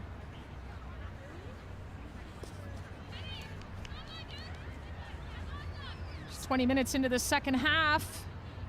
Montreal Roses still with that 3-1 lead. Quinn, the goal on a PK in this second half. Boychuk getting cleaned up here. Does have a little bit of blood, so she'll need some attention. I'm hearing it was actually a foot. That can't be No, great. I think it was the cleat when she was accidental.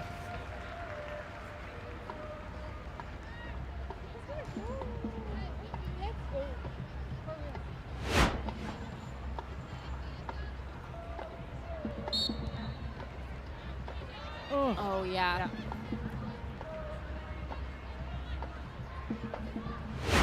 Thanks to our control room for the extra slow-mo.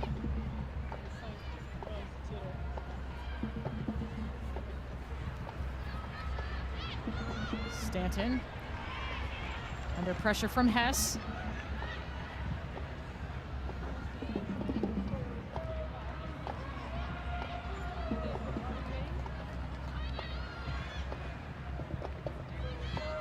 Quinn and Weller.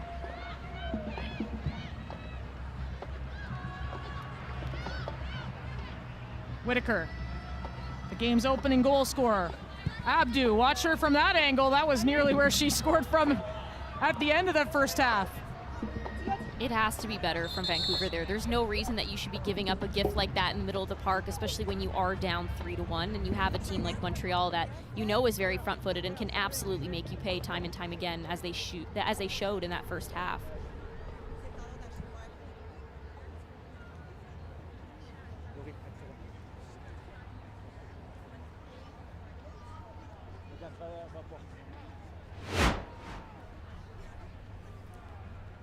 Pacierski down on the field. Her ankle. You saw that ankle really give out and roll under her.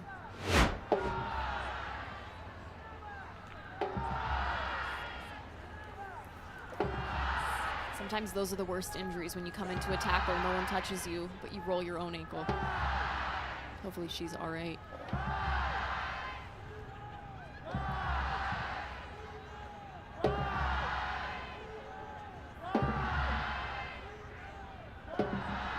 Can hear the Rise chants. They want to see more from their team. And they've seen more in this second half, but is it a little too late? The battle between the two undefeated teams coming in. And Montreal looking to play spoiler for a second straight time on the road.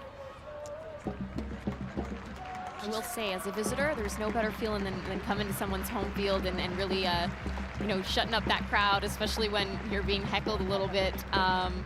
So, you know, it's not an easy thing to do, though. It's not an easy thing to play on the road. So Montreal has done very well in both of these matchups so far.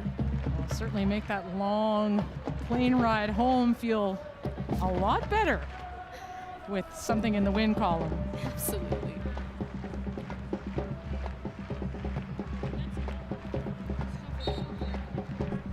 So we'll see what Peczerski's status is, but it looks like Sophia Hagman is warming up. So that switch was made.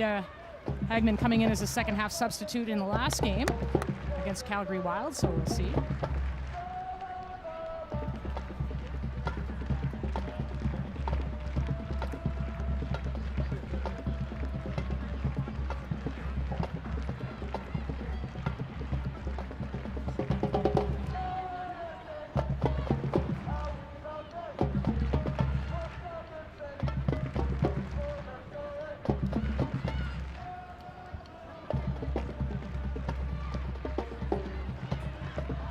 Paquin.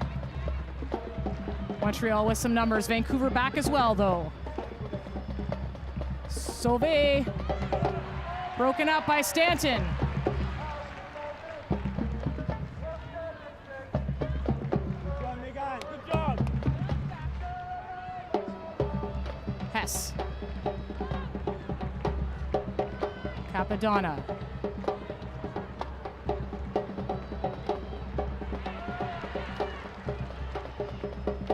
Smith.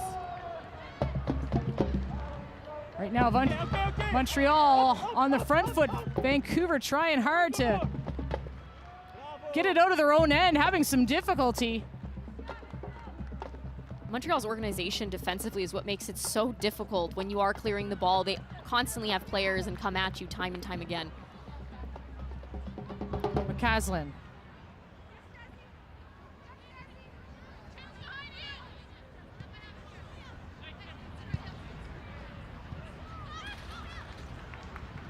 Lovely touch by Longhurst, and there's Ward, but that high line from Montreal catching Ward offside. Just to give Longhurst some credit there, to be able to find that gap and also the effort to, you know, obviously you're losing your footing, but to continue to get your foot on the ball and really get it forward was great in by her. So Lisa Peczerski does indeed come out of the game, and into the game, Jessica DiFilippo. And out of the game, Nikki Stanton, and into the game, Sophia Hagman. So 2 substitutions for the Vancouver Rise.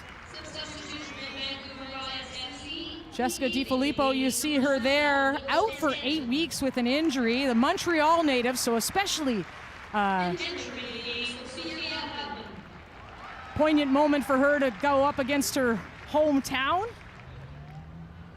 Of course, was so effective with Whitecaps in League One BC last year. 7 starts and 9 matches for them. And a member of the youth national program for Canada.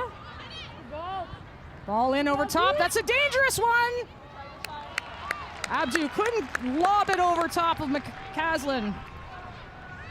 I'm excited to see what Jessica DiFilippo can do. We know that she's a very, very effective player in that final third, especially in and around that 18, a force in the air. So I do think that this is exactly what Vancouver needs at this moment, especially when they're looking for those goals.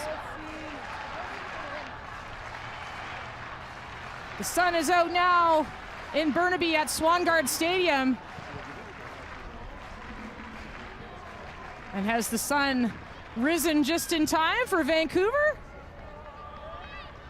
Faulkner on the ball, but Whitaker's got some space. Whitaker cutting in. The left-footed shot! Oh my!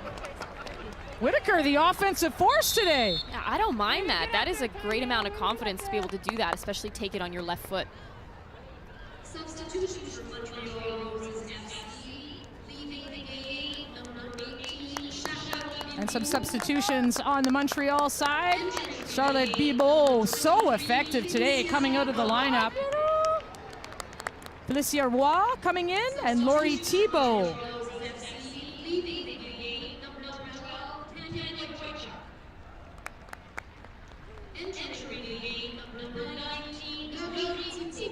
And Tanya Boychuk coming out of the game.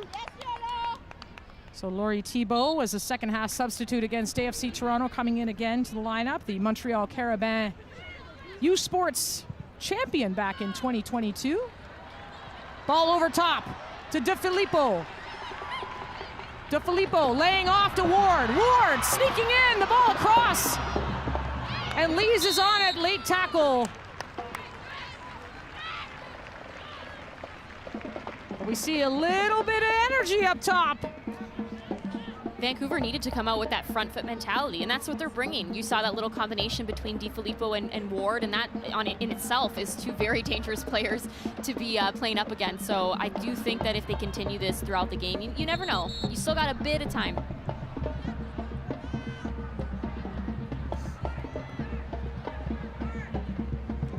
Lambert. Ford, Abdu, and Faulkner. Two young, talented Canadians going at it, 1v1. Abdu, great cross, far post, but little too much mustard. Okay. On reste haut, Laurie. A little overhit, but that was definitely a good idea by her to be able to get that in. Maintenant.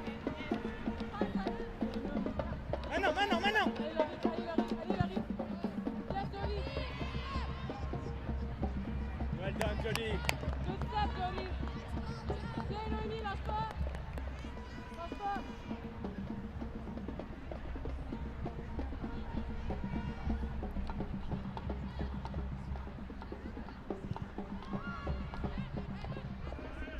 Weller into DeFilippo, holding up play well. Longhurst.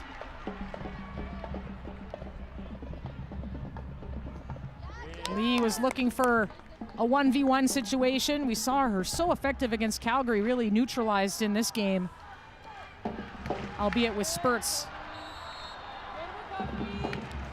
And DeFilippo making her presence felt early into her substitution time. Capadona needing a minute to get up from that one.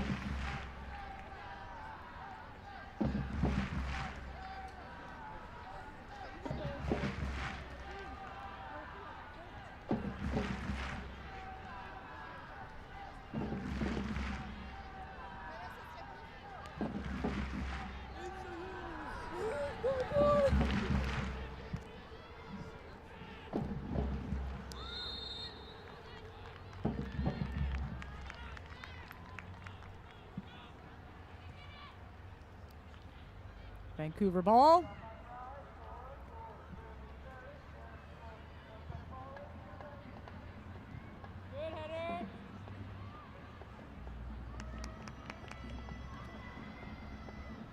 It's battle with Thibault.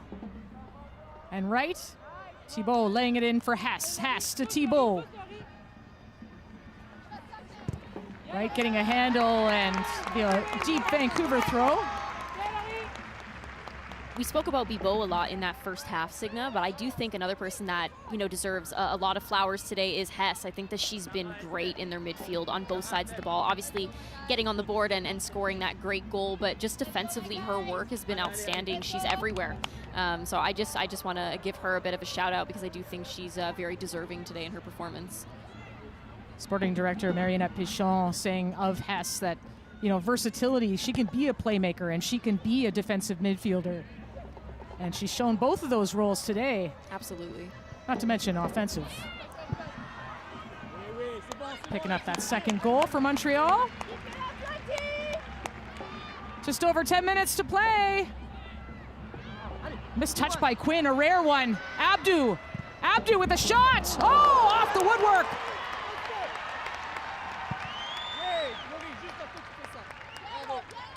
I don't think Abdu should be having that much time. Obviously, okay, a mishap by Quinn, it's going to happen. But I do think that there needs to be, a bit more on that. You see Quinn, they don't really react. They kind of put their hands down and get a little frustrated, and then Weller really giving her too much time on the ball and allowing her to take that shot. And we saw what Abdu can do. You do not want her shooting on your goal.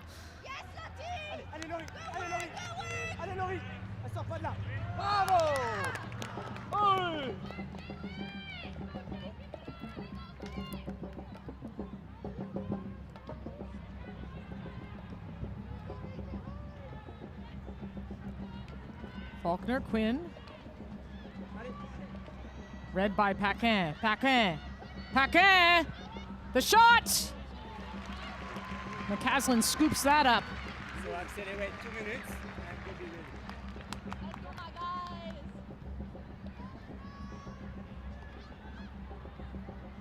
ready. 3-1 for the visitors. And the Rise looking for something in these final 10 minutes.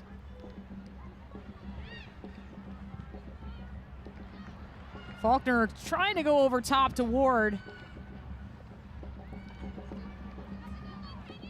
I see the vision. You do want to be able to get that ball forward and have that front foot mentality, but at the same time, you don't want to waste those balls. You are behind. You do need to be a little bit more purposeful in your decision making and finding feet potentially. Quick little footwork.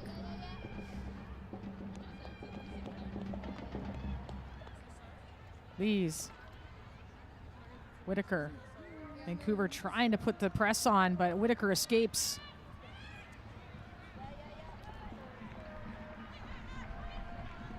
Faulkner back to Weller. In that situation, I would have loved to see Whitaker actually take it out to that left side, really switch the play. Lovely ball forward to Ward. Ward going inside. Playing the advantage. Quinn wide to Lee. Can't get it there.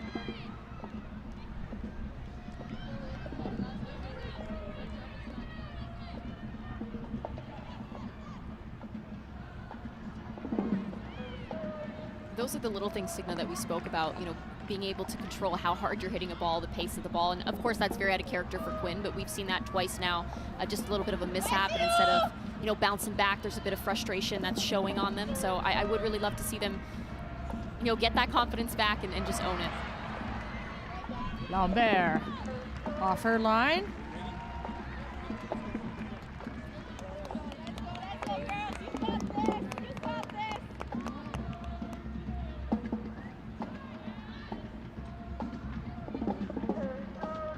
Spencer, nice move.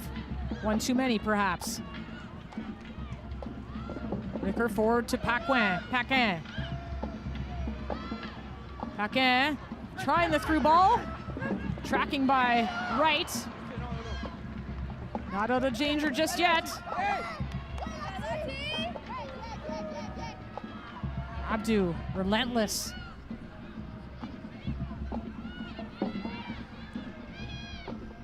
Ball over top, Paquin!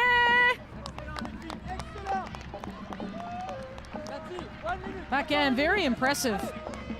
This is a player that was in the Top Drawer Soccer's best 100 players to watch in NCAA, and you can really see that. To see, you know, a Quebec athlete being highlighted like that. Yeah, absolutely, rightfully so. She is a player that's very good. She's very smart. You can see how much she understands the game in her runs. That one alone, being able to really get a foot on that. Obviously, just a little bit overhit, but that was a great ball in, and for her to be able to recognize it and create something out of it, it says a lot about who she is as a player and the quality that she brings.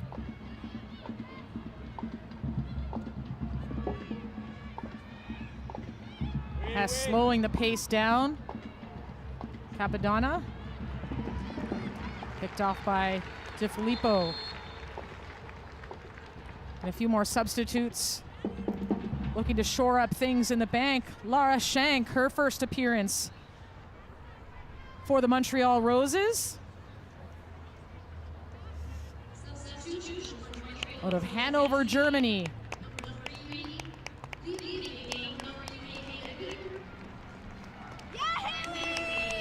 Coming into the game for Haley Whitaker in the back, and Stephanie Hill also coming in for Latifah Abdu. So two of the goal scorers out of the game, and Shank in. Shank has a lot of flexibility, can play in the midfield, but she'll Robert Rosatoyu saying she'll be deployed in multiple roles this season. And Stephanie Hill, who came in as 6-foot-tall McGill Martlet graduate, looking to shore things up on the back line in these last 5+ minutes of play. Just to comment on Shank, I think that when you have players that have versatility, that's huge. You never know whether it's injuries or who's available for a specific game. Those are the players you can rely on to make a difference in the midfield if that's where she's needed, or come out as a fullback and make a difference there. Cross in. Looking for Ward. But Lambert off her line. It's a good idea, but in those situations, you do need to pull it a little further back. You can't have the goalkeeper come out so easily, especially when, you know, there's nobody really pressing there. Ward was a little too far back. Faulkner. Spencer. In combination with Ward. Ward pulling the ball back. That's not yet out of danger. It is now. Paquin laying off. Thibault stopped by Weller.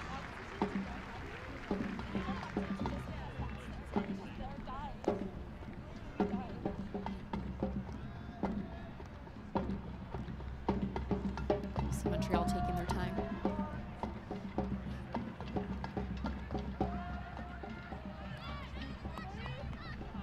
Thibault to Weller.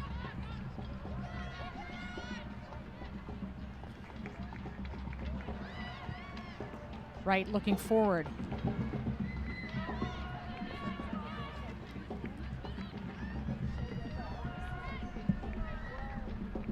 Hagman looking for that through ball to Ward. We'll put a little bit of pressure on Lees. We'll take no chances.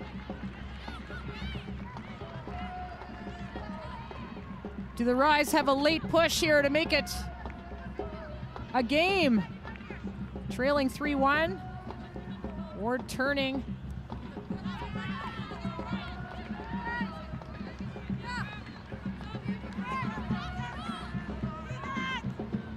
DeFilippo. Not calling a corner kick there. There was some debate. It was up for debate, but that's a good effort by DeFilippo, and also that shows her strength, her ability to really hold people off, and her athleticism to be able to still, you know, win something off of that. And eyes on DeFilippo right there in the middle of your screen, because she is dangerous in the box indeed. Sophia Hagman with the outswing. And up DeFilippo! Oh! Just over her head. Boy, she wanted that one.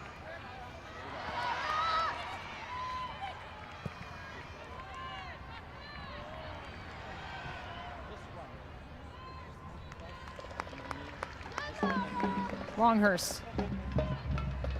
And Quinn working. Mariah Lee turning on Capadonna. Capadonna battling. Lee winning it back. The cross in, headed away. Another corner kick coming up for the Rise. Lee showing her quality in such a simple tackle such as that. She's able to outpower her opponent and really show what she's great at and causing problems for that back line. Allez, Claire, let's go, Claire. Let's go, let's go.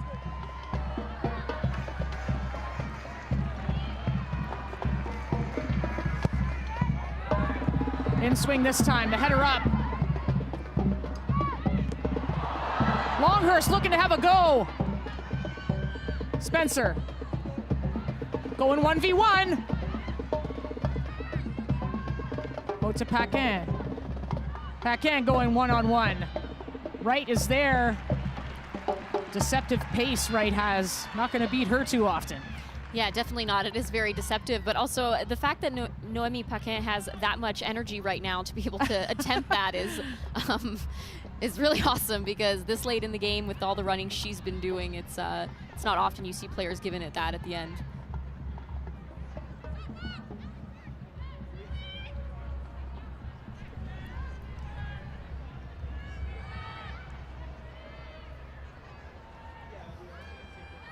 Hill.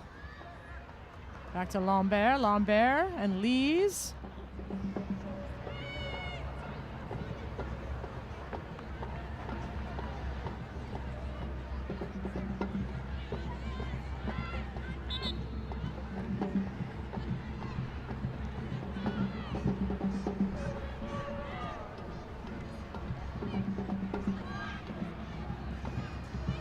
Only 4 minutes of added time in this second half. A last chance for the Vancouver Rise, but they trail by 2 goals.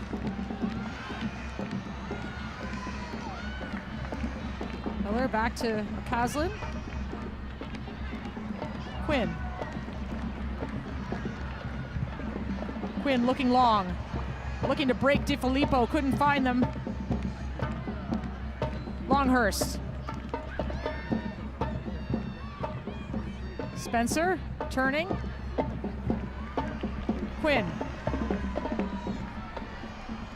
Just looking inside. Montreal doing a really good job of keeping that ball out right now. It's very frustrating to try to break down an organized side, but you know, well on Vancouver to be able to continue time and time again to throw things their way.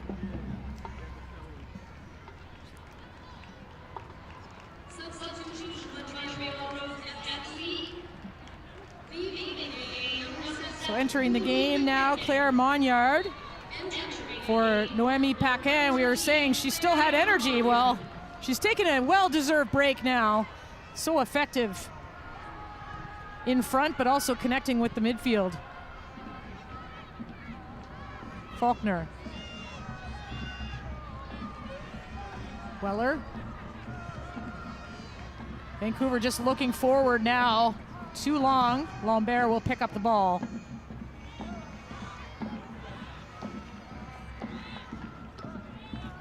I think in these final moments, you're going to see Montreal, you know, attempt to really hold the ball up and waste a bit of time, whereas Vancouver really needs to get going.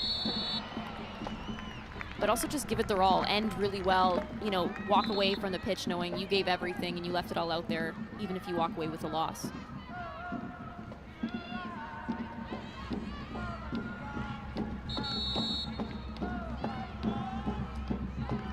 Referee Isabelle Duclos going in to have a few words in the 18.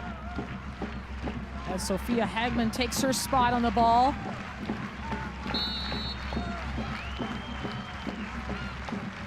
Is there a goal coming up here for the Rise? Hagman has a goal from outside! Well struck from Hagman and well saved by Lambert. That takes a lot of skill and quality to be able to strike that out of the air like that. And also great on her to win that second ball. Why not try it? Especially when you have that quality and being able to strike it that well.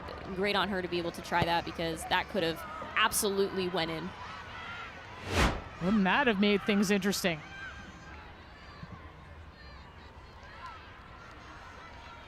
Lambert up to the task.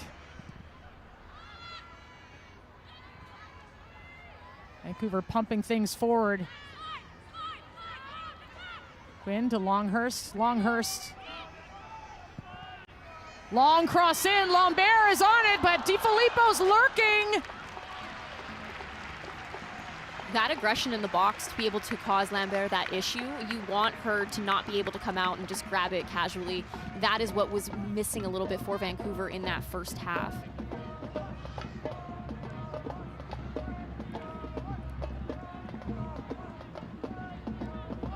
At least 30 seconds left in added time for the Vancouver Rise, who trail 3-1. Quinn looking forward, headed away by Lees.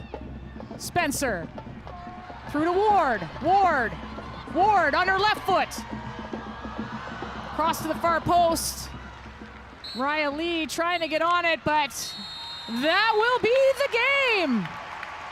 The Montreal Roses on the road for a second straight game, this time with a 3-1 win over the Vancouver Rise. Montreal was on the front foot from the very kickoff, weren't they, Jess? Yeah, that was absolutely a well-deserved victory by Montreal. I thought, you know, in the second half, you saw Vancouver kind of wake up a little bit and really play more front-footed and try to stick to their style of, you know, that combination play. But I just don't think it was enough. It was too late. And Montreal held it all the way till the end. You saw them coming, you know, guns blazing from minute 1 all the way to minute 90. So good on them. They definitely deserve this win. Well, the battle of the undefeated, that was how we dubbed it coming in. escapes for a 3-1 win for the Montreal Roses and 2-0 on top of the Northern Super League standings. So Swangard Stadium, the home of the Vancouver Rise, well, wasn't so welcoming. Well, at least it was for the Montreal Roses. 3-1, Quinn with the goal in the second half for Vancouver, but not enough to beat this team from Montreal. 2-0 on the season, the inaugural NSL season.